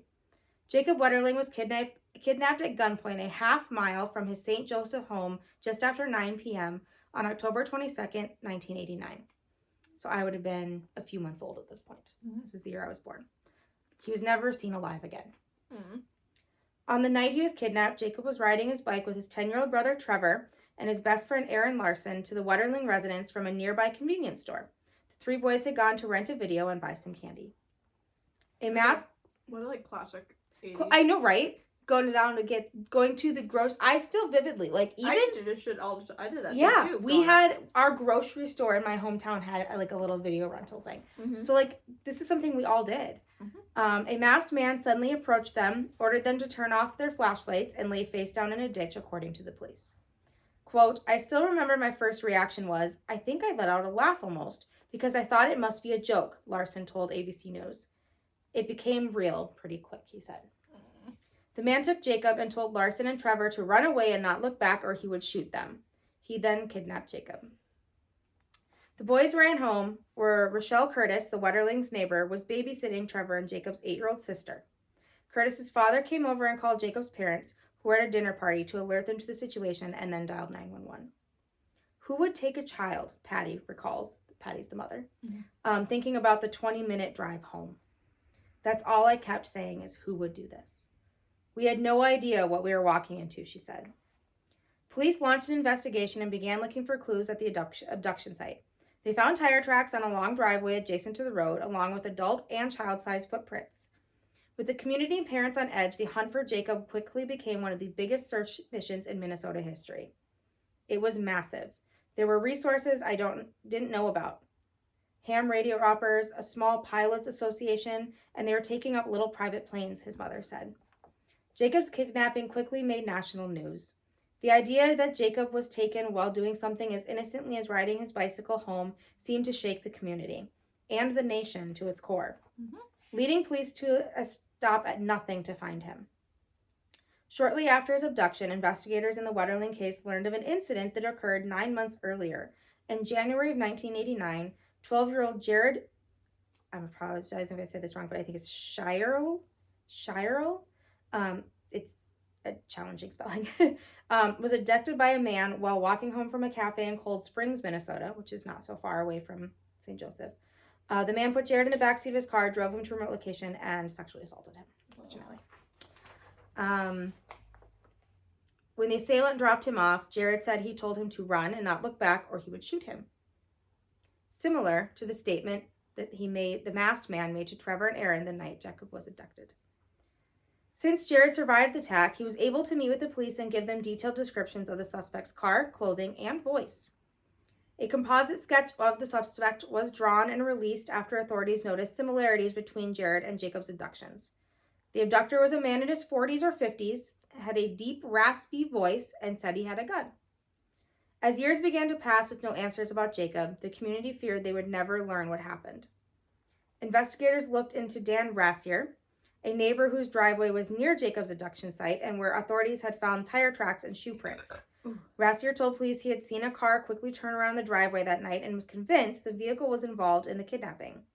However, some 14 years later, a man would come forward claiming to be the driver of that vehicle. Police would then turn their focus to Rassier. Rassier denied any involvement, and a search of his property turned up empty.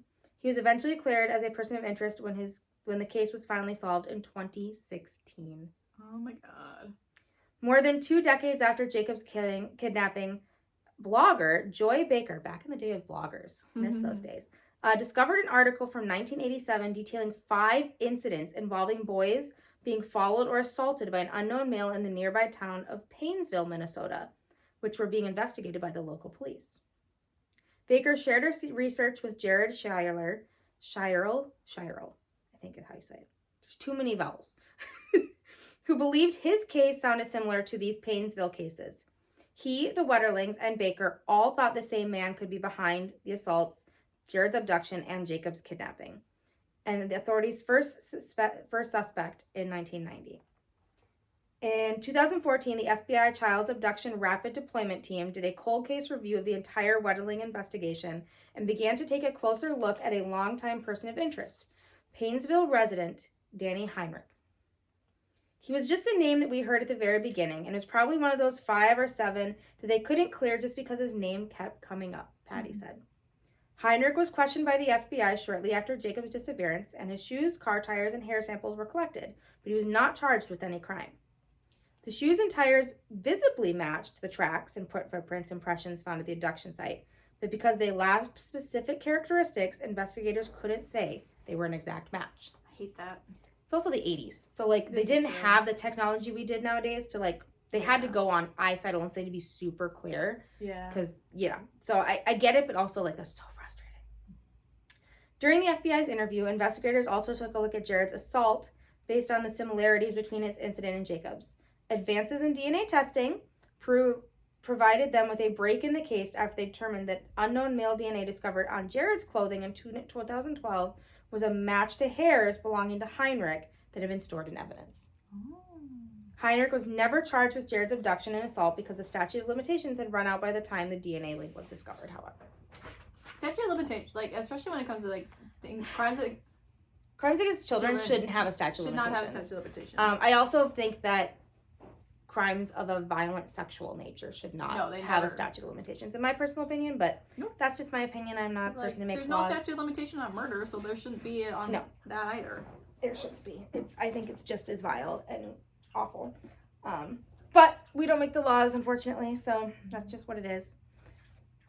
Sorry, I've got a chihuahua who's demanding a blanket, so I'm trying to shift and help her get situated. She just wants to snuggle. She just wants to cuddle. Go ahead, honey. I'll give you a blankie. There you go. All right. But we're getting there. We're getting somewhere. So we have a suspect in our sights, if you will. Investigators sought a search warrant for Heinrich's residence, where he now lived in Annandale, Minnesota. So he never left the state, which is weird if you ask me. Yeah. In that search warrant, law enforcement alleged Heinrich's involvement in 8 Paynesville incidents. During the search, investigators found child pornography in his home, leading to his arrest on federal charges in October of 2015. Authorities also announced that Heinrich was a person of interest in Jacob's abduction. Nearly a year after his arrest, Heinrich agreed to a plea deal and led authorities to farmland near Paynesville, where he had buried Jacob's remains. Heinrich confessed to abducting, assaulting, killing, and later burying Jacob. While driving out that night, he said he had noticed the 3 boys riding to the store, so he decided to pull into the driveway and wait for them. As part of the plea agreement, he pleaded guilty to 1 count of child pornography and was sentenced to 20 years in prison. He also agreed to testify about the details of his crimes against Jacob and admitted in court to Jared's abduction and assault as well. This is on record, then. Yes. In exchange, prosecutors agreed not to charge him with Jacob's murder, which I think is a mistake if you ask me, but I can't make that decision. Heinrich wasn't charged in the 8 Painesville incidents either, as the statute of limitations had also run out on those, and there was a lack of evidence. He still denies any involvement in those cases to this day. But we don't believe you. I don't believe you. Gross human being. Yes. A few small positives. On September 1st, 2016, the Minnesota Bureau of Criminal Apprehension, or the BCA, recovered human bones from a pasture near Painesville, about 30 miles from the site of the abduction. 2 days later, the Wetterling's family announced that the bones were, in fact, those of Jacob. And local law enforcement stated that the identity had been confirmed through dental records. So, they were at least able to lay their son to rest. That's good. On a slightly more positive note, and I'm so proud of his parents for this, is his legacy. So it was a terrible story, but it created an incredible legacy that's still active today. 4 months after his abduction, Jacob's parents, Jerry and Patty Wetterling, formed the Jacob Wetterling Foundation, an advocacy group for children's safety. In 1994, the federal Jacob Wetterling Act was passed and named for him. It was the first law to institute a state sex offender registry. That law has been amended many times, most famously by Megan's Law in 1996 and the Adam Walsh Child Protection and Safety Act in 2006. And in 2008, the foundation started by Jacob's parents became the Jacob Wetterling Resource Center. It carries on the work started by the Wetterling family to educate the public about who takes children, how they do it, and what each of us can do to stop it. And recently, there's been a bridge called the Bridge of Hope, a crossing of the Mississippi River near St. Cloud, has been named in Jacob's honor. Aww. So, super heartbreaking story, but I remember just being like it was such, everybody looked for this kid. Yeah. It was such a big to-do when I was a kid in the early 90s. Vividly remember it. And obviously ended in a really awful situation. And I think people kind of always knew he wouldn't be found alive. Right, but you still want to have a little bit of hope. And you at least but want it was answers. But I am glad that we, know who did it. I am not glad that he only got 20 years. Yeah, that's not enough. He murdered a little boy and assaulted at least 9 others. Yeah, at that point, no. At least. I'm sorry, it's probably way more than that. You're done. Let's just say we'll hope that the his fellow inmates take care of him appropriately. Karma gonna get you. Yeah. Or shank you. I hope. She said it, not me. I said nothing. But yeah, so sorry to take it down a really sad note. Although I feel like when talking true crime, it's hard not to. You gotta take the good with the bad. Not that there's anything good about true crime, because this inherently is a really morbid. It is topic, and a weird thing for people to be interested in, which I'm actually gonna touch on my topic, which is funny. I love that. But at the same time, I think the more we talk about it, the more we can collaborate with others, bring awareness, but also maybe learn and promote research and promote things that can help us improve, identification, DNA. We found the Golden State Killer because of stuff like that. Exactly. And people's interest in true crime. And it keeps people's interest, not necessarily interest, but keeps their knowledge up about even unsolved cases, cold cases, Crime Junkie. Yeah. Ashley Flowers, they do an amazing job of finding cold cases and bringing awareness to it, and pleads with communities to be hey, call your reps, call a county office if you know anything about this. Please give info so families can get closure, so we can know what happened to this person. Yeah, you never know. I mean, someone knows something. There's been cases that have been solved 50, 60, 80 years later. Because someone just finally decides to talk. Or someone finally remembers something. Deathbed confessionals is a pretty common occurrence. But yeah, it's wild. So super, super sad. But I love, the one thing I'm, they took a tragedy. I'm really, his parents are amazing. All their interviews, they're so, and they're still, strong as ever. They never, they leaned on each other and they never gave up hope on finding Jacob, even though they kind of, I think, at some point knew that they wouldn't find him alive, but they never quit. And they never quit fighting for other kids. Yeah. And they said, I'm going to take this tragedy, I'm going to make something positive. And they fought for that registry. And I'm like, good. I'm gonna choose to look at the positives here. Because regardless what story I went with, whether it's this or JonBenet Ramsey, it was going to be super dark. But I started being interested in true crime when I was a kid. And then stories about kids are what I'm going to relate to. So it makes sense, but it's just because JonBenet Ramsey's case took place when I was still not that far off from her age. Because that was in the 90s as well. Yeah. But yeah. At least this one has closure. The JonBenet, we still don't. I have a theory. Know, but we don't know. I maintain a theory, and I will talk about the case one day, so I'm not going to give my theory away yet. But I have a very, I'm pretty sure I know who did it. I can't prove it, obviously, because I'm not an investigator, but I digress. So, what in the world are you taking me down the rabbit hole of? All right. Well, we're going to dip our toes into my true crime little spiel here. All right. Love it. So my true crime interest actually didn't start with true crime. It started with procedural crime TV shows. Hey, I was obsessed with CSI when it first came out. 100%. I'm right there with you. One of my favorite memories growing up is I lived with my grandparents for a bit when we had moved back to what I call my hometown from Mankato. And one of my favorite things, you stinky. The dog farted on her.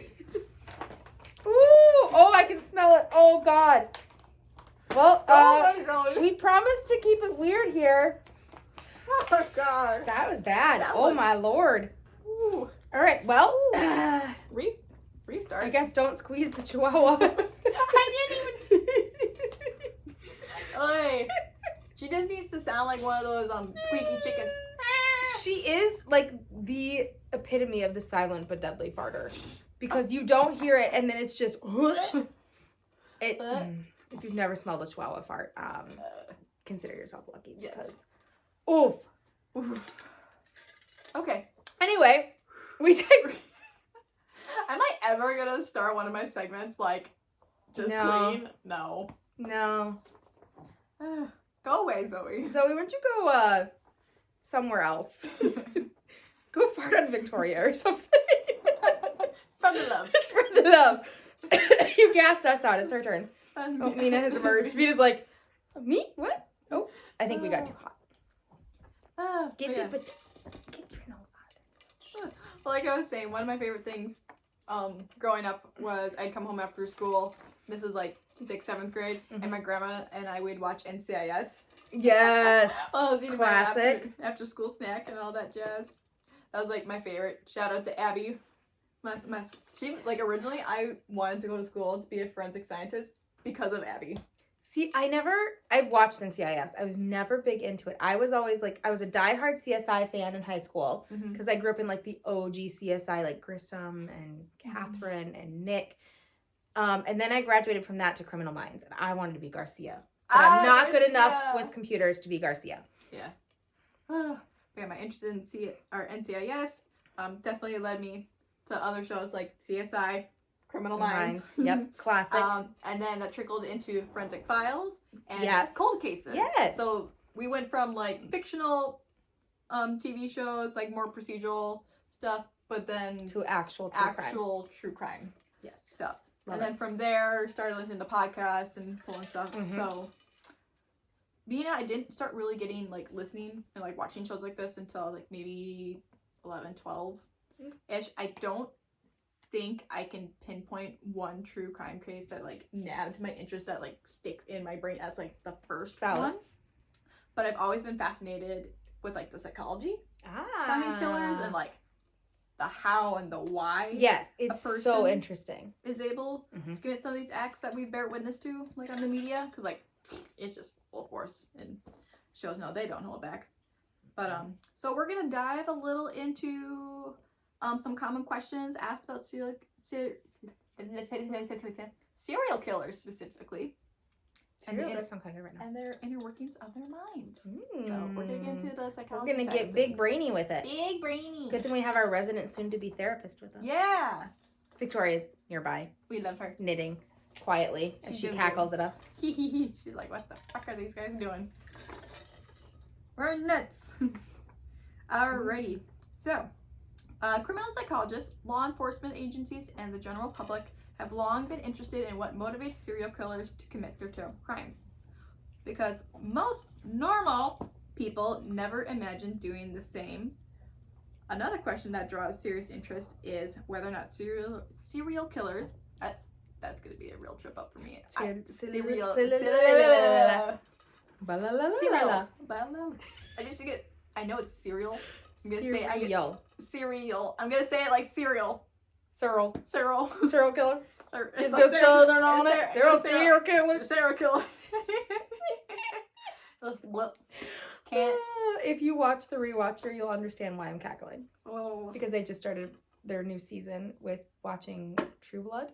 Ooh. And they're trying to do a southern accent through the whole episode. And it's hilarious. Oh no. If you don't watch The Rewatcher. Or listen to The Rewatcher, I guess technically you don't watch a podcast, but if you don't listen to it. I mean, they're going to watch our podcast tonight. Or whenever we post it.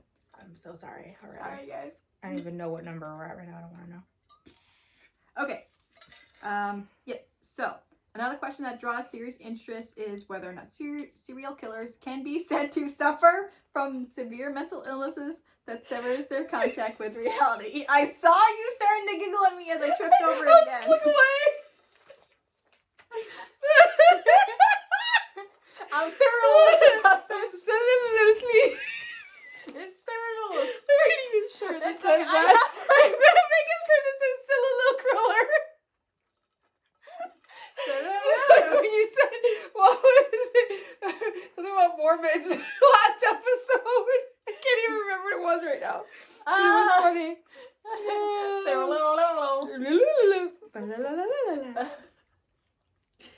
We've reached the delirium phase. This is what I usually edit out. This is the stuff you guys This happens every time. And I try to edit it out because... we tested your sanity a little bit. Because ours is long gone. I hope your phone is able to hold all this. I thought about that too, but it's going strong. Like, eventually it's going to cut us off. I've got the 264 gigabyte memory, so I think we're fine. Eventually it's going to run out. I'm just wondering how long it's going to take me to airdrop this to the Mac later. Yeah, your computer is ancient. But we love her. We love her. She's a geriatric queen. From I think she's from like 2012. Oh my god. 2013? When did I buy my MacBook? Before I started working where I work. Mm-hmm. So while I was still in college, it would be like, yeah, like 2012, 2013. That's nutty. But I've had to replace a couple batteries, but like I can do that. Yay! Apple. Hey, Apple? Okay. Sometimes. Sometimes. We're recording. No. They were recording this on an iPhone, so. Yeah, well, we're recording on an iPhone, but no, boo to Bill Gates right now, trying to make everyone believe that global warming isn't real, or that it was a hoax the whole time. So no, boo. I'm gonna drink my drink and not go off on a tangent about how stupid people are. Back to soliloquies. Back to soliloquies. So, while some serial killers do and have appeared to undergo psychotic breaks that triggered their crimes, overall serial killers have rarely been found to be legally insane. So there's like very strict criteria that a person has to meet in order for that to be an actual clinically legitimate, insane. Yeah, Mm-hmm. to be clinically insane, to have that be a legitimate legal defense. Yes. So it ain't gonna work. Putting that out there.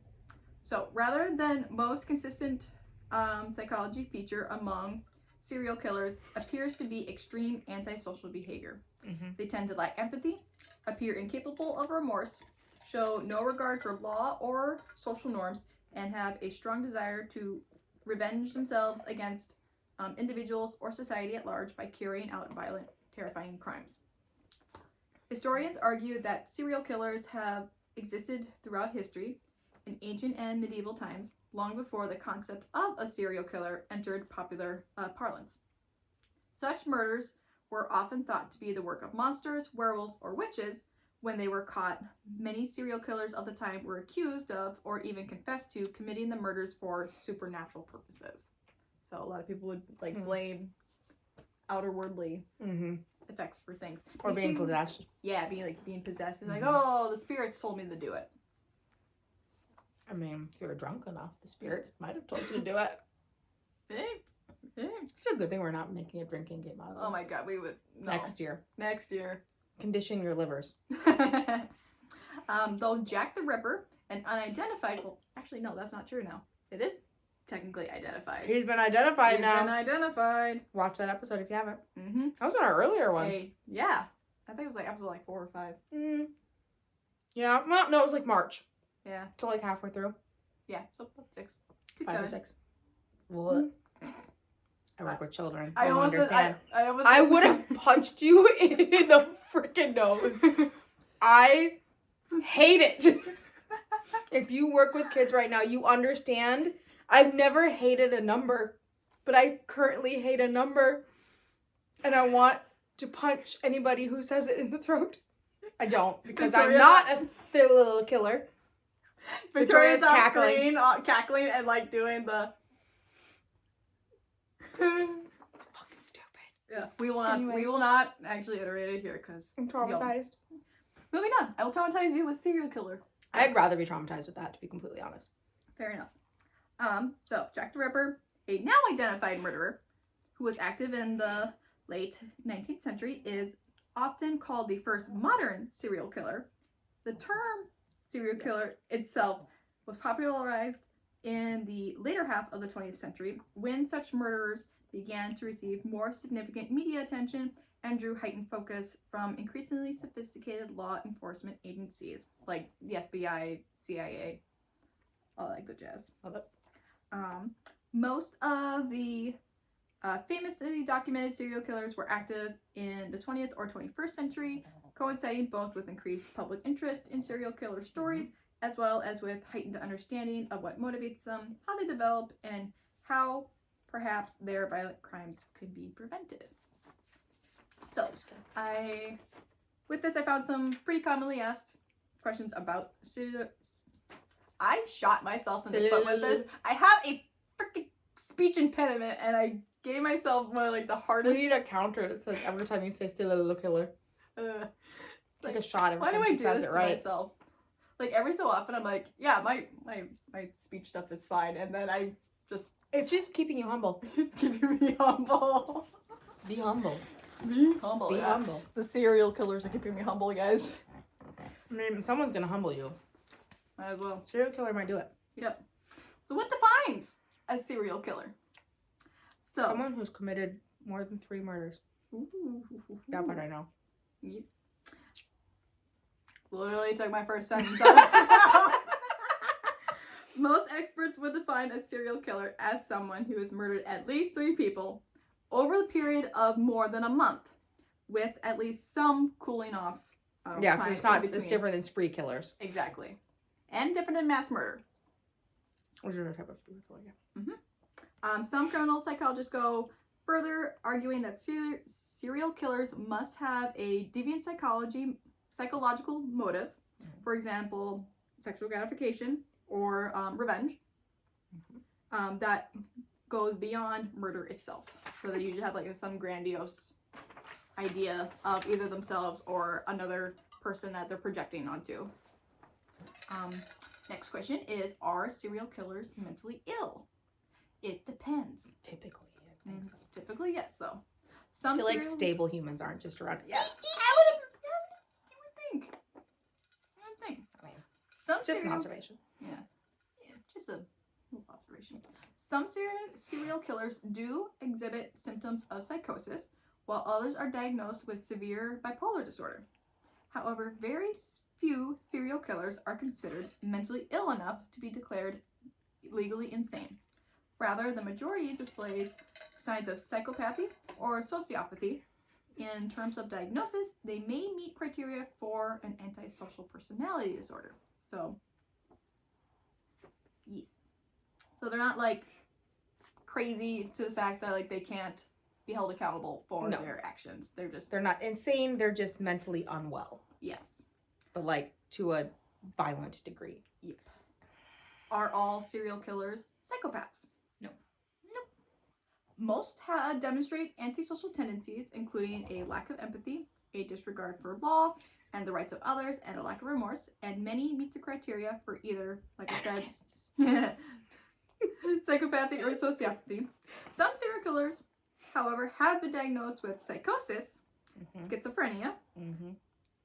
Notorious killer Ed Gein has been documented to have been diagnosed with this or other personality disorders, in addition to or instead of psychopathy. Blah, blah, blah. Wow. You gave yourself a lot of big words. I gave myself a lot of big words. You do that a lot. I do. I do like to challenge myself. I appreciate that. I like to challenge myself. Or you just like to make me giggle when you go blah blah blah. I do not go blah blah blah. Go blah blah blah. Blah, blah, blah.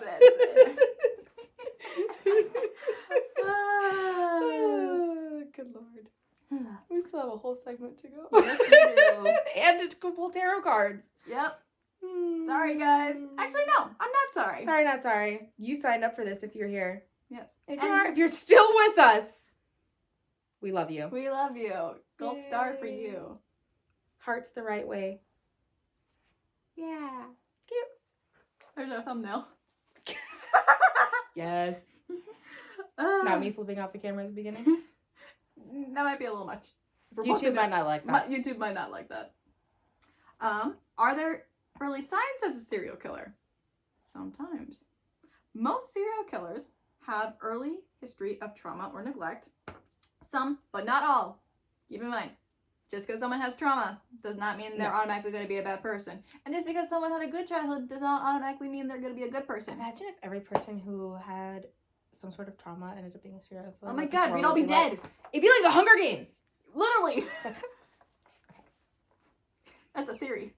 I got a theory that it's a demon. That's a demon. That's something. Just giving our bingo card winner or something. I love it. That's a freebie. That was a freebie. That was just for you. Not really. Just you. If you're a Buffy fan, you know that you can't hear the words "I've got a theory" without. It's just you have to. It's required. Yeah. I wouldn't be a Buffy. I couldn't call myself a Buffy fan if I didn't finish that sentence. Nope. In song. Crimes against humanity, like we're talking about. Yes. So, like I said, but not all serial killers engage in very early delinquent behaviors. A well-known concept known as the McDonald Triad posits that repeated violent offenders share 3 early traits. Those are animal cruelty, fire setting, and bedwetting. However, this triad of evil is not universally present amongst serial killers. No, it's actually like been highly debunked a lot. I think. Pretty sure. I mean, it does exist, but like a lot of people have kind of said like, it's not super accurate. Exactly. Like I can see the like some aspects of it, like maybe having some commonality, but I mean, it's generally like, fire setting and animal cruelty is a general lack of concern for others, for other beings. Yeah. The bedwetting is a kind of an outlier. Like it can be a sign of significant trauma, so I can see some correlation there. But but trauma shows up in other ways too. So so like I said, this is not universally present in all serial killers, which then gets into the question of whether serial killers are a result of nature versus nurture.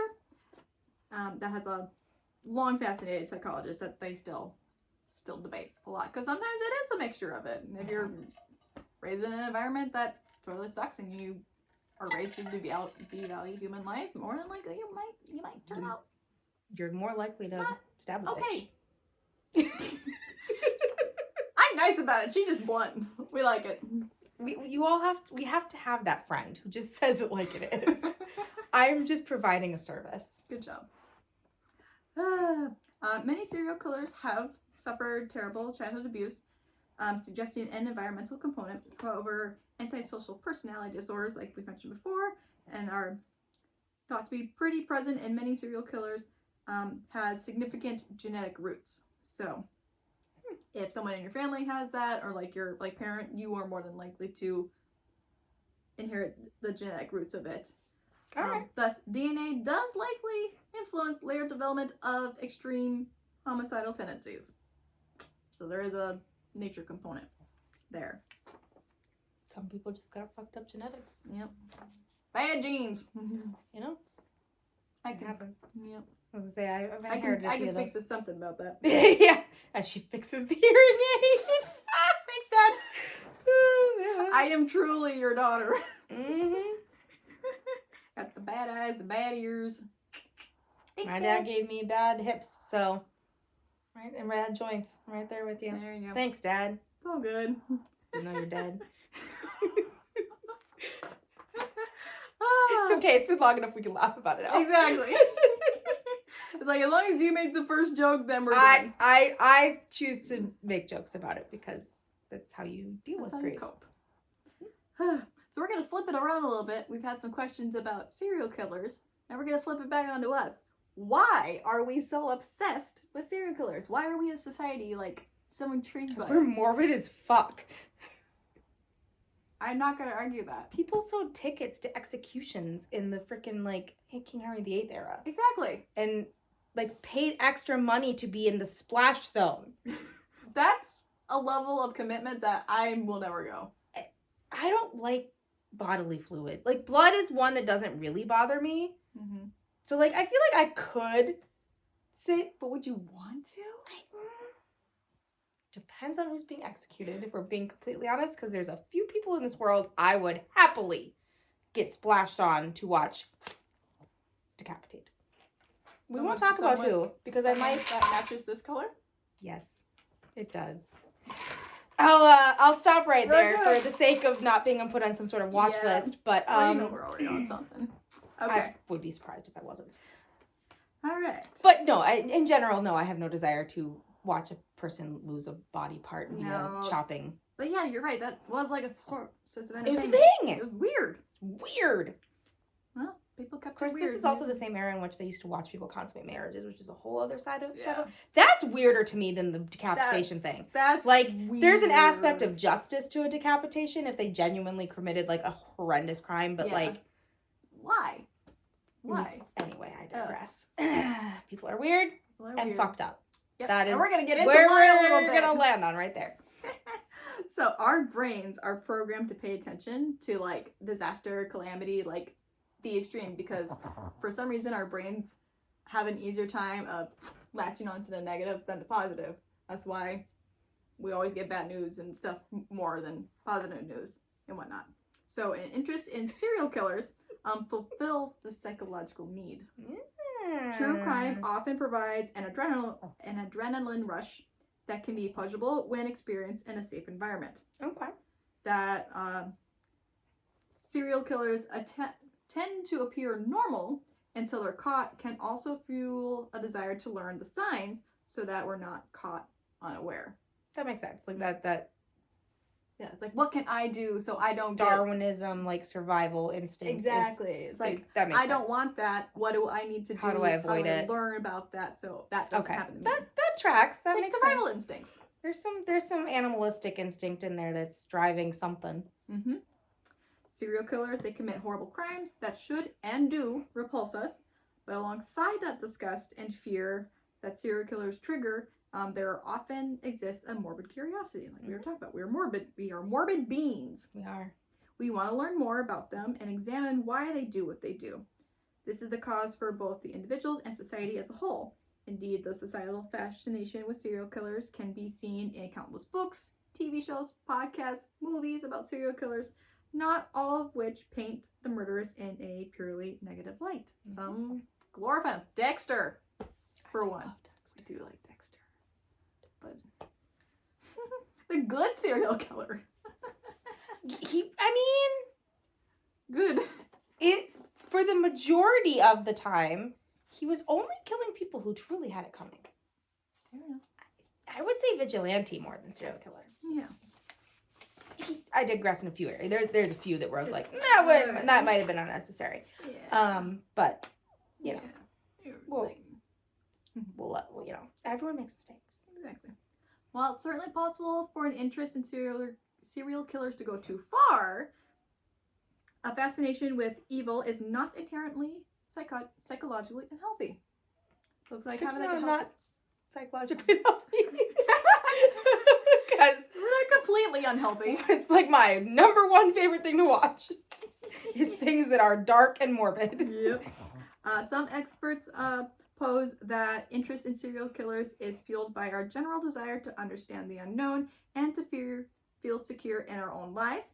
Similarly, serial killer fascination may offer a safe outlet for dark thoughts and urges that everyone, even those who would never hurt another person, experiences. So I was like, hey, it's like, because who has not had like the thought or like, oh, I'm so mad I want to kill this person, but like you never actually do it. So it's almost like you watch some like random person release. Yeah, it's like a release. Like, hey, I would never, but like someone. I get it. I get it. I would never. I would could never. Yeah. But I get it. Mm-hmm. It's kind of like. So there's this thing I've noticed is that a lot, like as someone. Actually, no, I'm not gonna dive into this a little bit. This part right here. My brain was going on a tangent. I was gonna say something, and like I don't want to say that thing just yet, right now. But it's like how some people will watch, shows like, Law and Order SVU. Yeah. Who has also like experienced, like violent crimes, things like that. Yeah. Because it can offer like a sense of closure or release. Yeah. And the fact that other people have experienced the thing you've gone through, and that makes you feel less alone. Makes you feel less alone, and it can show that. Not a plug for this show though, because the creator for it is a misogynistic asshole, and is like it's basically like cop porn, as Kane puts it. It's an interesting. Because that was like because it's glorifying cops. And making them look like, oh, they're the good guys all the time, which is not true. Which is not true. But, yeah, the thing I do like about that show is that it does show that the legal system does work sometimes. If you say something and actually, in theory, it should work for you. In theory, it should work for you. And the tools are there. The tools are there. If used appropriately. Yeah. And in some of the episodes that does have closure, I think that can be very resonating for survivors to be like, okay, there can be closure in these situations. There's justice somewhere in the world. Exactly. And I think that same thing comes along when we watch like Criminal Minds episodes and they find the person before they get killed. Yes. And whatnot. There's like that sense of vindication. And exactly. Yeah. I will say, there's a couple episodes of Law and Order that I will watch though because my cousin has starred in them. Ah. That's cool. He's in 4 episodes total. Nice. Across the different SVU Law and Order. world. If you just saw the camera go like this, it's because Carson just kicked it. So sorry. If your earth shook. No, it's a ghost. There's another bingo card for you. We didn't even mean that one. Nope. Oh, lordy. Alrighty. But yeah. That's some serial killer psychology there. I love it. It's mostly personality disorders, but not always, and we just like creepy shit because it makes us feel better. Honestly, as someone who works in the mental health world, the personality disorder ones are sometimes the most terrifying. Mm-hmm. It's just wild to watch someone's brain work like through that disorder. Like how can I and how work they this can try to situation? like view the world, and like they literally view the world through a lens of how can I manipulate this to my favor. Exactly. And it's scary sometimes how good they become at it. But yeah, 100%.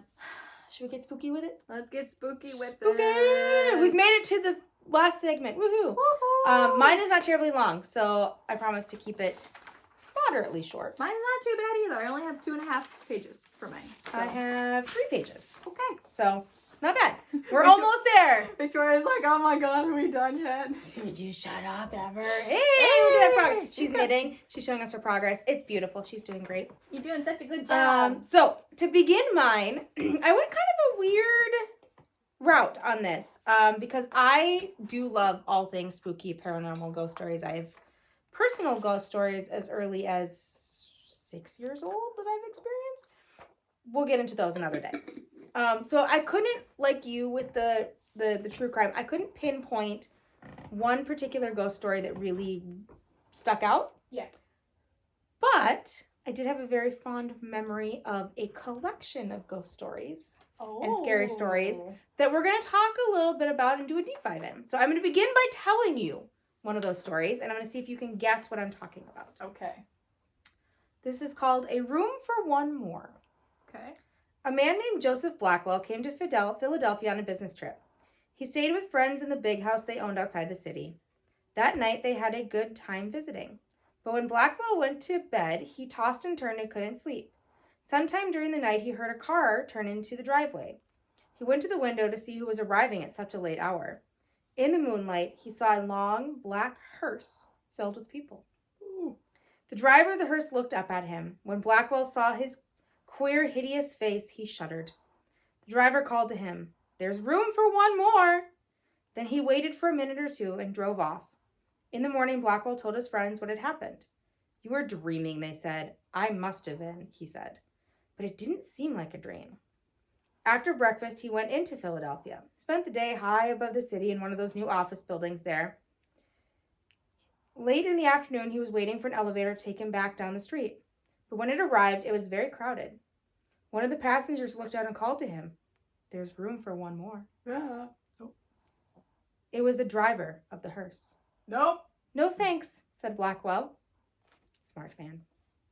"I'll get the next one." The doors closed and the elevator started down. There was a shrieking and screaming, then the sound of a crash. The elevator had fallen to the bottom of the shaft, and everyone was killed. Ah! Do you know what it's from? This is a bit of an obscure one, so I will forgive you if you don't. Okay. It gives me the vibe, like, when I think of this book, this is what I think it's from. It's a series. Mm-hmm. It's very similar vibe to Scary Stories We Tell in the Dark. Ding, ding, ding, ding, ding! Yes, that's what we're talking about. Yes! So, as a child, two of the things I enjoyed most were reading and telling stories. I started making up stories as soon as I was able to speak in complete sentences. And once I learned to read, there was no stopping me. I devoured book after book, story after story. This led me to have a pretty advanced reading level at a young age, and though I may have been a touch young for the content, I distinctly remember one of the first chapter books I got my hands on was Scary Stories to Tell in the Dark. I love it. Scary Stories to Tell in the Dark, if you haven't heard of it, which is wild if you haven't, because it's pretty well known. It's iconic. It was literally in my first grade claapsroom, like, yeah, it's I adore them. Also, should not be in a probably not a first grade classroom, which we're gonna get to. I just remember the cover. It's with the haunting. The we're gonna talk all about it. So Scary Stories to Tell in the Book is a series of 3 collections of short horror stories for children, written by Alvin Schwartz and originally illustrated by Stephen Gammell. Schwartz was born the son of Gussie and Harry Schwartz, which I love that name. Gussie, that's a great name. That's cute. Love her. Harry was a taxi driver, which I think is adorable. Mm-hmm. So just kind of an average guy with an average family. After a stint in the Navy, Schwartz became interested in writing. He received his bachelor's degree from Colby College and a master's degree in journalism from Northwestern University. Good for him. He reported for the Birminghamton Press, from 1951 to 1955. During his professional writing career, his work has been published by a variety of firms, including Lippincott, Bantam Books, Farrar, Straus, and HarperCollins. Nice. That's a good stretch of big pretty names there. He had a pretty significant career. He wrote over 50 works. Good for him. During his author career. A series of his books on folklore for children was illustrated by Glenn Rounds, and each featured a type of folklore. The first, A Twister of Twists, A Tangler of Tongues, was published in 1972. That was his first set of children's stories, different from Scary Stories to Tell in the Dark. Mm-hmm. Others in the series included Tomfoolery, which featured wordplay, What Cracks, which was about smart aleck riddles and jokes, and Cross Your Fingers, Spit in Your Hat, which was about superstitions. So he had kind of a vibe. Yeah. He's best known, however, for Scary Stories to Tell in the Dark. Some of his other books, such as When I Grew Up Long Ago, were aimed at older audiences and presented glimpses of life in the United States during the late 19th century and earliest 20th. And Schwartz passed away of lymphoma in Princeton, New Jersey on March 14th, 1992 at the age of 64. He was survived by his wife and 4 children. So we're going to talk a little bit about these books. These 3 books each feature numerous short stories in the horror genre. Author Schwartz drew heavily from folklore and urban legends as the topic of his stories, researching extensively and spending more than a year writing each of these books. Dang. Acknowledged influences include William Shakespeare, T.S. Eliot, Mark Twain, Joel Chandler Harris, Bennett Cerf, and Jan Harold Brunvand. The first volume was published in 1981, and the books have subsequently been collected in both a box set and a single volume. There's also an audiobook version of each book read by George S. Irving, and the audiobooks are presented in an unabridged format with the exception of a handful of missing stories from the first book. Gotcha. So if you want to hear every story, you got to read them, listen to them separately, not in the complete series. Yeah. As of 2017, the books have collectively sold more than 7 million copies. Wow. And appeared on numerous children's bestseller lists. They have collectively been hailed as, quote, a cultural touchstone for a generation, which I feel like is accurate. Like, everybody's read accurate. These. Like, they're so iconic. Yeah, and even if they didn't read them themselves, they had one of these stories read to them or told to them. You've seen it. The cover of one of these books somewhere. Like, I guarantee every child who grew up in the 90s and 2000s, or even late 80s, would have seen these books. Yeah. The original charcoal ink and artwork was done by Gamel.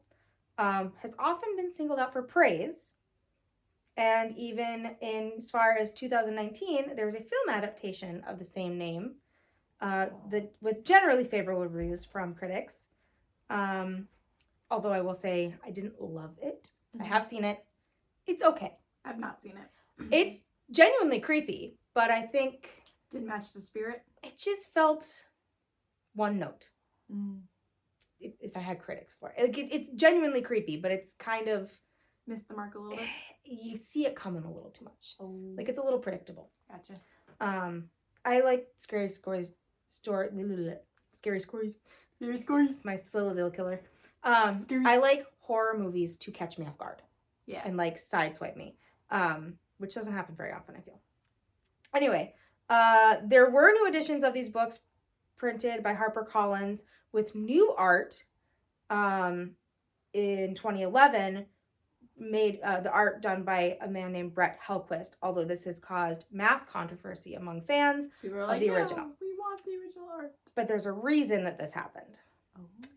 It is because this series is listed by the American Library Association as the most challenged series of books from the 1990s. Oh, we're and the 7th, we are going to talk bandwidth.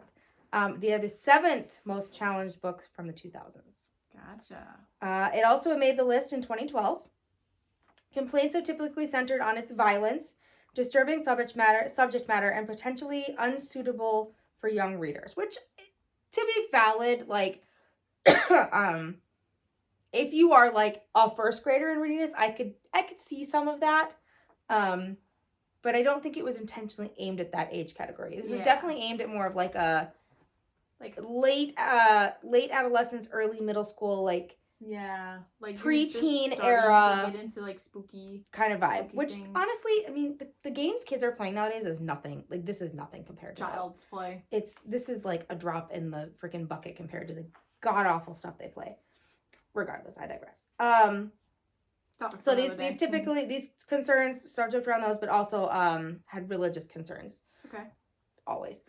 When we're talking about censorship, religion's going to come into play. I will not get off on that tangent. Critics have called the stories, many of which feature macabre topics such as murder, disfigurement, and cannibalism, quote, sick and repulsive, and really disgusting or not appropriate for children. The nightmarish artwork by Gamel has also been subject of this criticism, which is why they republished them with new artwork that was less gruesome. Among the groups who have attempted to have the book removed from school libraries are local parent groups and the Concerned Women for America. Defenders have included the American Library Association, yay, and the Bulletin of the Center for Children's Books.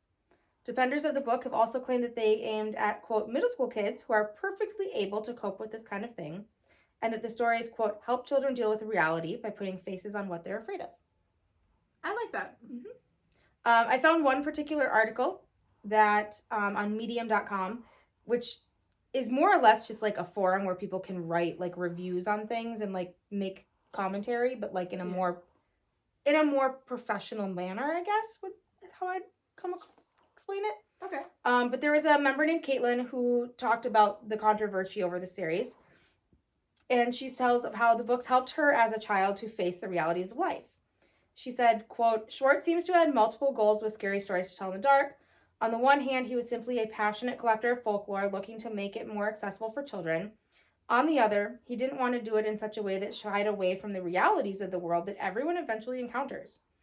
As Disney takes traditional fairy tales and sugarcoats them for the masses, Schwartz talks to children about folklore and life and death as if they are just subjects that need to be addressed. Mm-hmm.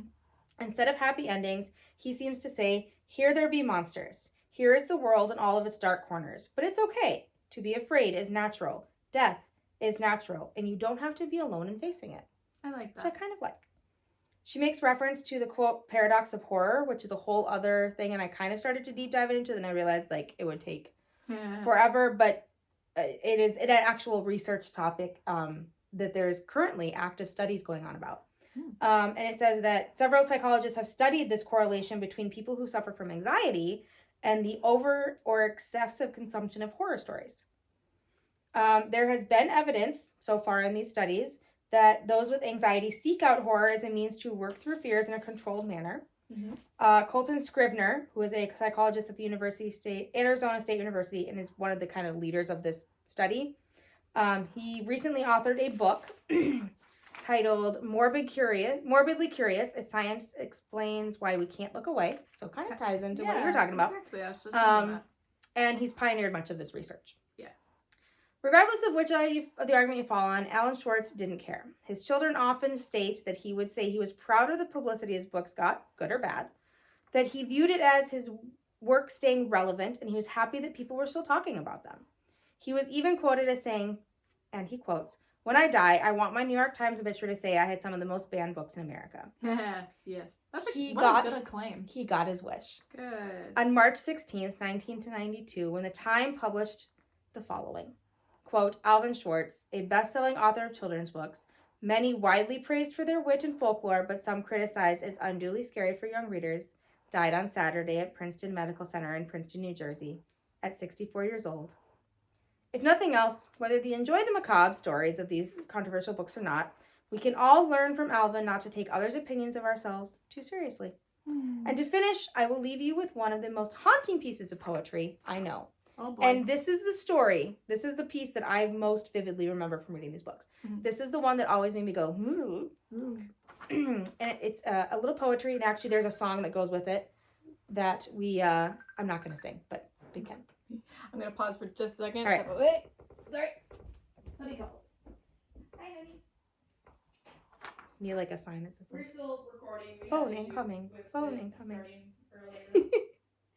I guess I won't read poetry.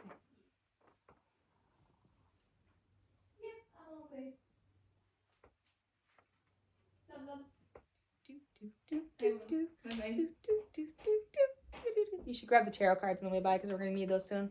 Okay. Might as well, while we're up. This is what pets get when we're live. Woo! Woo! Welcome back. Hubby had to call and make sure I was alive. He's probably concerned. Probably went to go check in on the live thing and then... he's probably like, what's going on? Where are they at? Look at that. All right, so I'm going to read you this. You can technically sing it. I'm not going to sing it. Do you ever think, as the hearse goes by, that you may be the next to die? They wrap you up in a long white sheet, from your head down to your feet. They put you in a big black box and cover you over with dirt and rocks. And all goes well for about a week, and then the coffin begins to leak. The worms crawl in, the worms crawl out.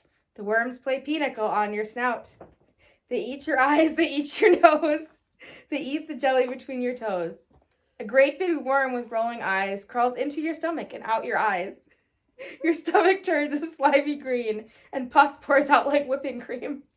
You spread it on a slice of bread, and that's what you eat when you are dead. Victoria's losing it over here, and I'm dying. No. She's like, I can't hear this. I've officially grossed her out. We've assailed her ears. But yeah, I vividly remember reading that poem and being like, ew.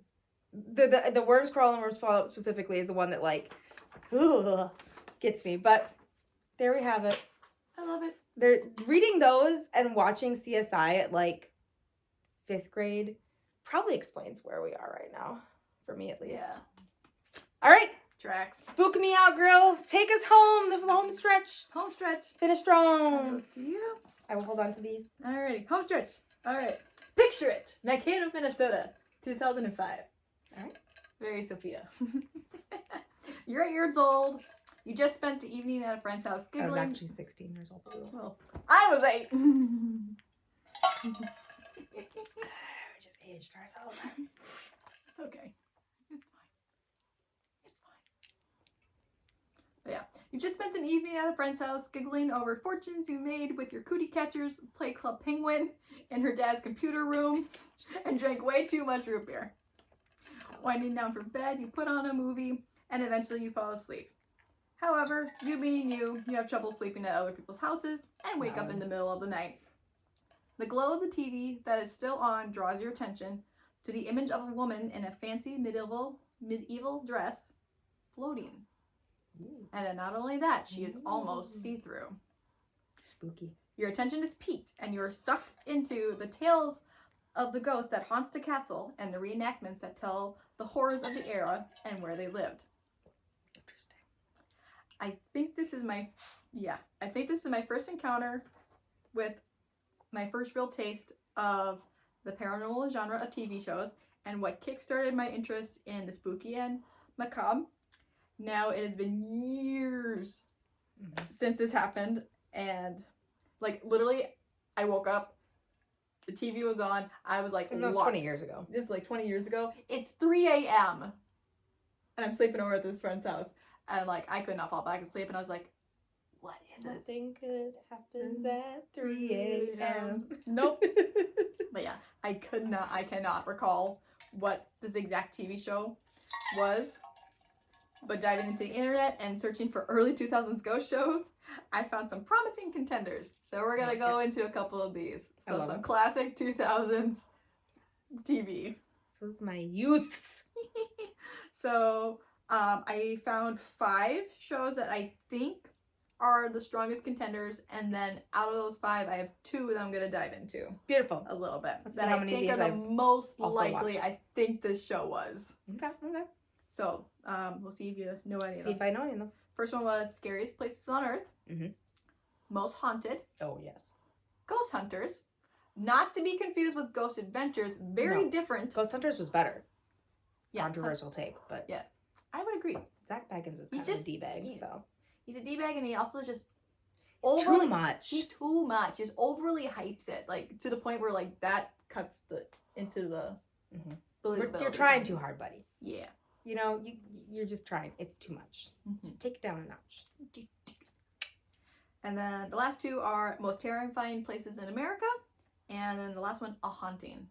Oh, I loved A Haunting. One of the genuinely most terrifying ones. It's spooky. There was several of those that, like, of that show specifically that maybe, like, I had to turn the lights back on. Mm-hmm. I was like, oh, hell no. Mm-hmm. Mind you, I was, like, in college when this came out, so, like, I did live alone, and it was... Yeah. It made a little unsettling, especially when you're watching that stuff by yourself in the dark. Mm-hmm. Spooky stories. Spooky stories to say in the dark.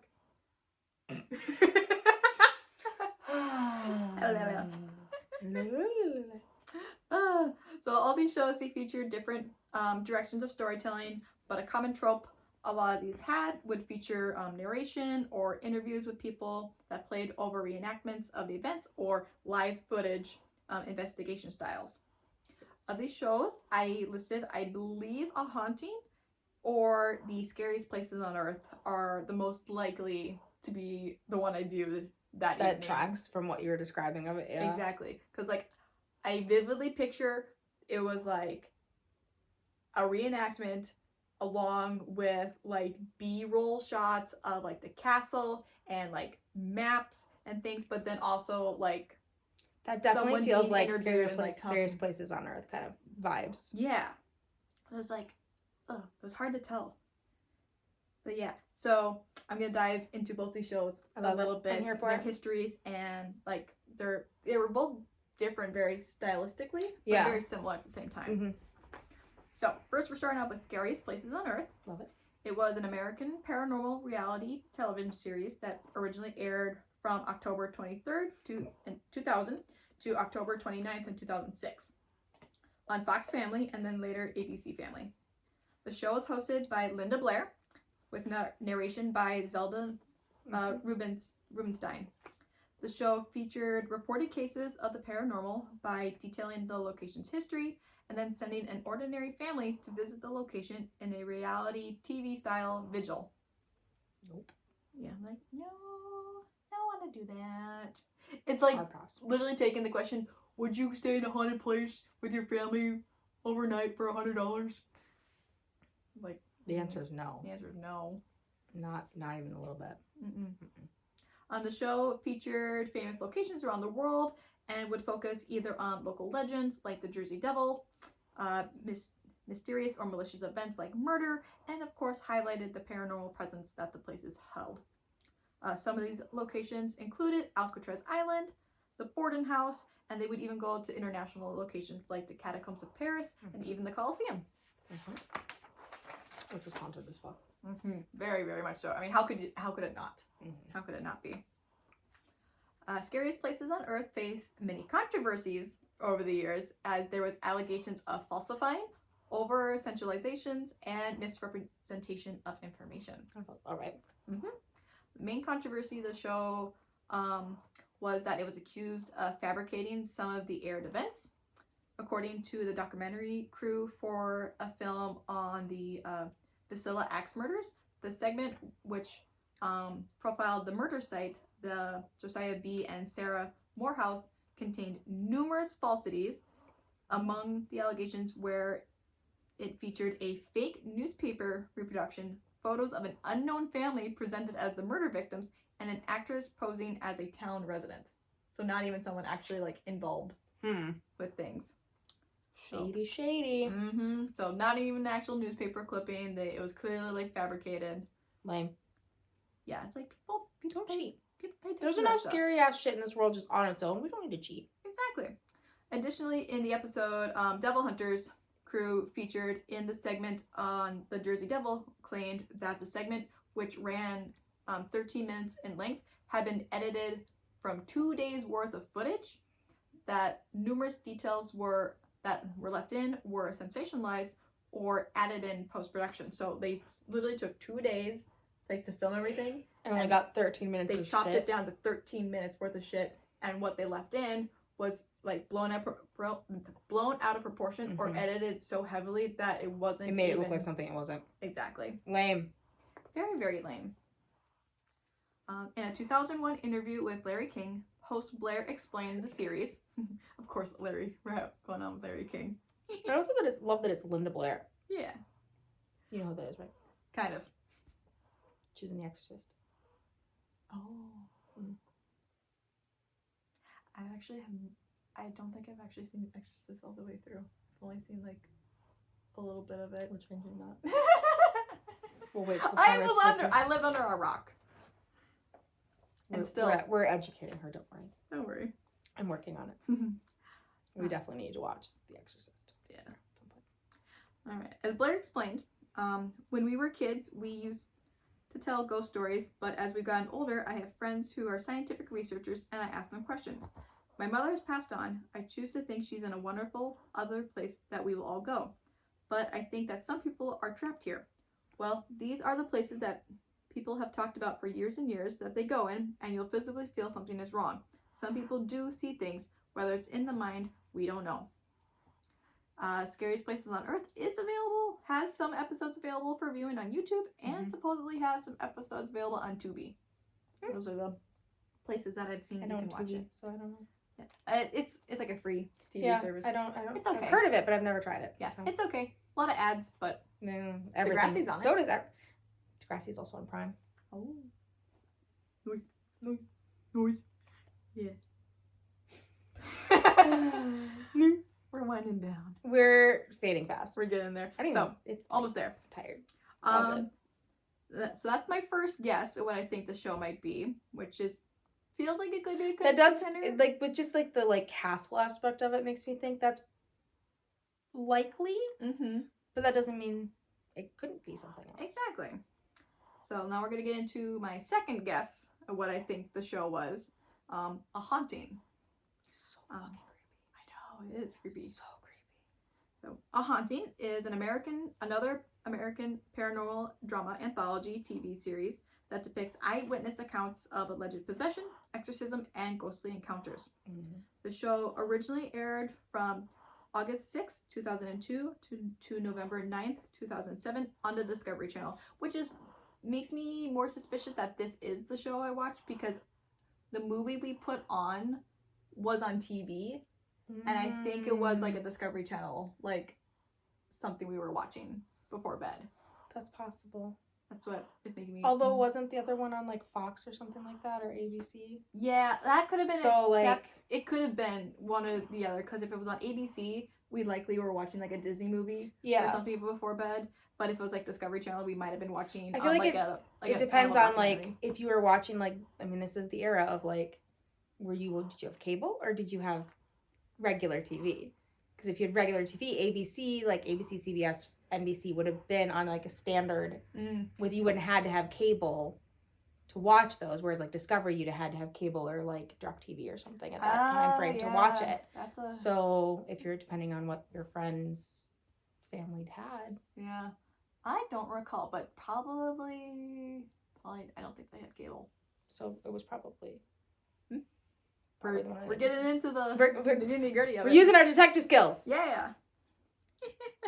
So anyway, the show was on the Discovery Channel, and it produced 4 seasons of 39 episodes.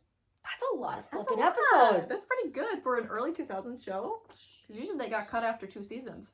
That's like almost 160 episodes. Mm-hmm. Damn. So the program features narrations, interviews, and dramatic reenactments based on various accounts of alleged paranormal experiences at reportedly haunted and mostly residential locations, although they did visit like some like bigger known places. Yeah. And a few like specials. Yeah, but it was predominantly like very like focused on individual cases. Like, just random nobodies. The series has featured several alleged paranormal encounters, including traditional hauntings, demonic activity, ghost attacks, possessions, and cryptic visions. The series covers incidents that vary from various locations, mostly in the United States, but 5 episodes are set in international locations around the world. These are Canada, England, Ireland, and Taiwan. Episodes may be set in houses, apartments, farms, commercial areas, and even vast outdoor regions.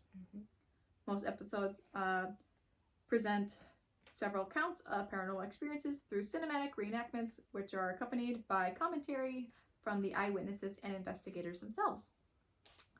Episodes within these series often follow a frequently recurring pattern in which victims of hauntings begin noticing peculiar incidents that gradually become more frequent and bizarre. Denial is often the first reaction. As the situation then escalates, however, and every possible conventional explanation is explored and found wanting, they either contact a paranormal investigator, a member of the clergy, or a spiritual medium for assistance. I mean, that's logical. That makes tracks. Exactly. Depending on your belief system, you're going to pick one of those 3 routes. Yep. A, B, or C. Or D. All of the above. All of the above. Get them all in. Call on everybody. If you watch Paranormal State, D, all of the above is the general answer. Yep. In some cases, victims are able to successfully resolve their paranormal issues, while in others, victims are forced to vacate their residence. That would have to suck. Like, hey man, why'd you move? Oh, because my ghost kicked me out of my house. I can't imagine. Imagine having to get all your shit back, too. Like, moving's expensive. It is. That's not something you can just do at the drop of a hat. So, like, how tormented would you have to be to actually move? Yeah. That's insane. Wild. I don't want that. No thanks. No, thank you. Pass. Hard pass. Certain episodes, you're gonna like this, have also featured commentary from the famed demonologist and clairvoyant Ed and Lorraine Warren. I got a soft spot for them. Mm-hmm. They have actually investigated some of the cases featured on the series. The episode The Dark Side was dedicated to the memory of Ed, who died in 2006. The episode The Dangerous Games features commentary from the Warrens' nephew, John Zappis. A haunting... Who's the current curator of their estate. Yes, that's right. Because he's not the one that technically owns Annabelle, right? That's Not anymore. Well, I mean, okay. Well, technically, the items in the museum are still possessions of the Warrens' estate. Yep. But they are on loan to Matt Rife. Because he purchased the home and museum. Right. So it's like that weird limbo thing where like he shared... owns the space and they own the I don't know, but it's like he has a 5-year contract for them. Okay. So interesting. They're his for 5 years, but then they revert back to the Warrens' estate unless they renegotiate. Gotcha. It's wild. I don't get real estate. I don't get probate. I don't get all that stuff. Just buying my shit. I was gonna say buying my house alone was a bunch of a fucking real estate. Like that was such a thing, such a process. This is probably why I'm gonna rent forever. You know, in this economy, you gotta have to. It makes sense. Yeah. Because then when shit breaks, you don't have to pay for it. Mm-hmm.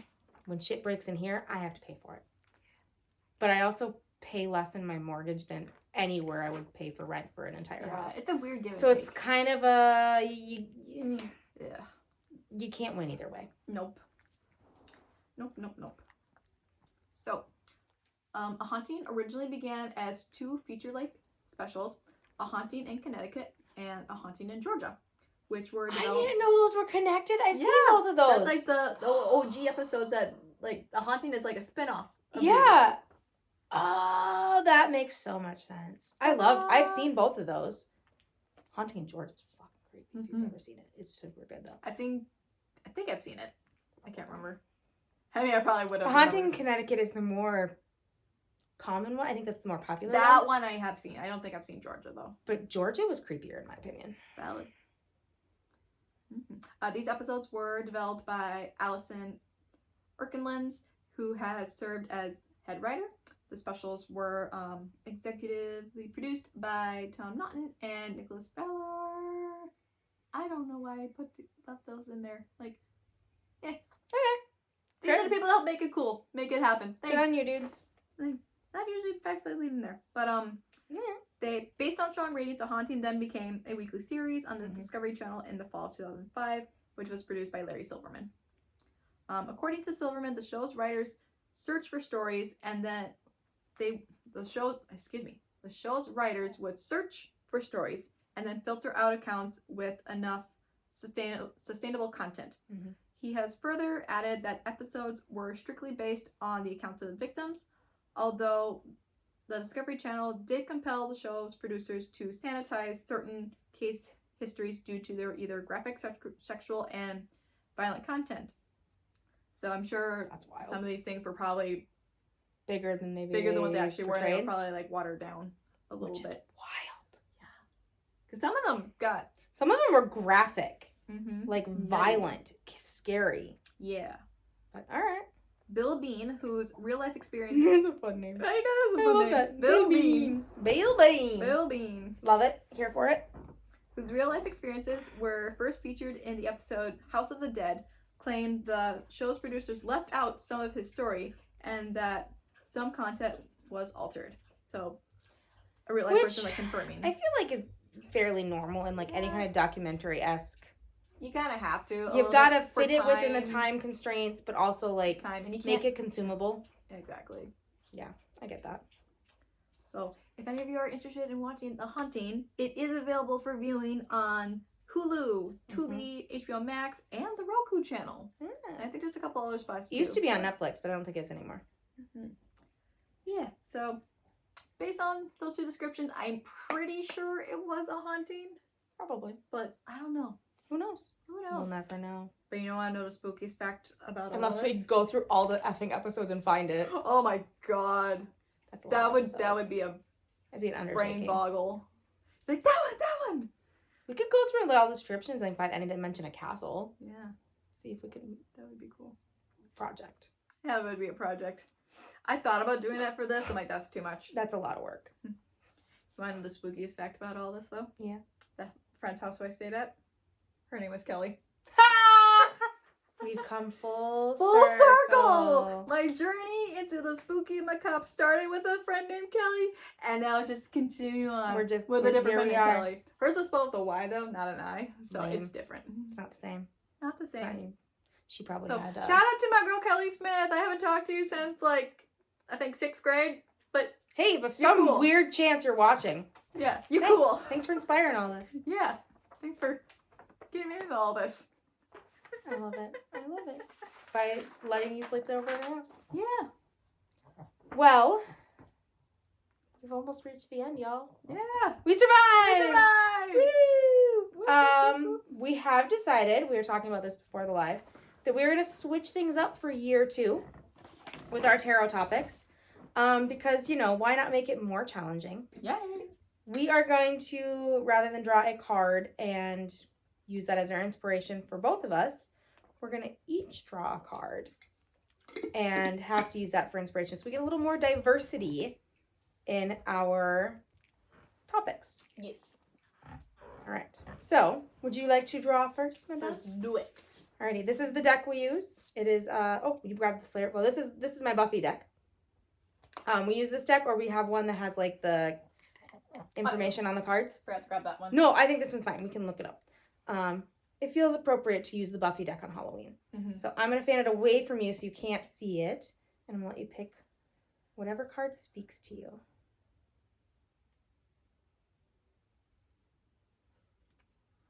Beautiful. Oh, let's check one first. Love it. There we go. All right. What did we get? Knight of Chalices. Ooh. I don't think we've had any chalices yet. Maybe one. I think we've had one chalice. Maybe one. All right. I'm going to fan it up for me. Yes.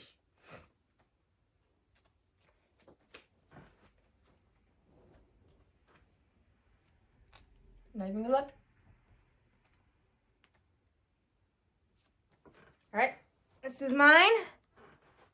It is the 7 of Stakes. Ooh. And it is a dummy pinned to the wall with a bunch of... Is it 7 or is that 6? 7, because it's on the right. Oh, 6, sorry. I thought there was another line there. 6 of Stakes. I can't read, apparently. Also, I'm tired. But yes. 6 of Stakes for me. Knight of Chalices. Knight of Chalices for you. 69. I spent too much time with the teenage boys recently. We will dive into the meanings of these cards. So I think part of this can be us researching what they mean and sharing that with each other. Mm-hmm. And then tying our topics of conversation into it. I hope it works with what I've already kind of pre-planned a couple topics for next month. Okay. Because I came across some really interesting videos recently that I think will be fun. Okay. So, based on a quick Google search I have, the Knight of Chalices represents emotional journeys, romanticism, and artistic endeavors. Ooh, that's kind of fun. Love that. Love that. Some things there, and then about the 6 of Stakes.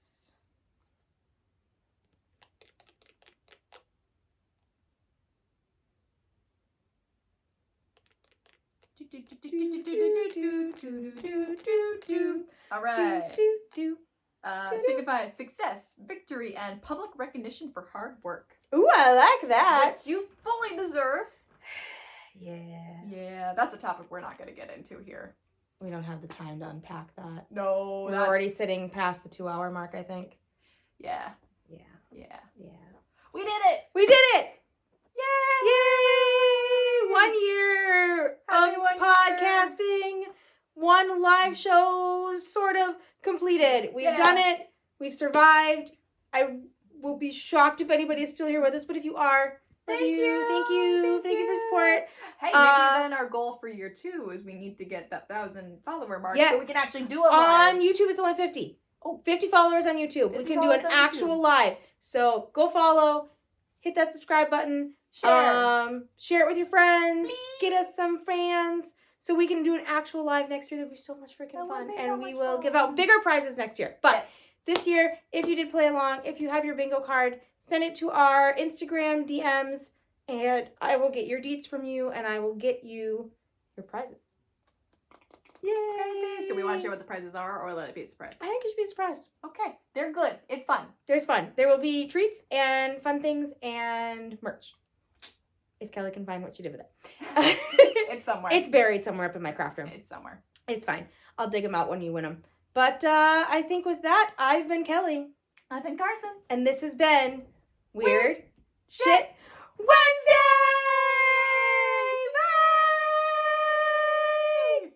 Bye! Bye. Bye.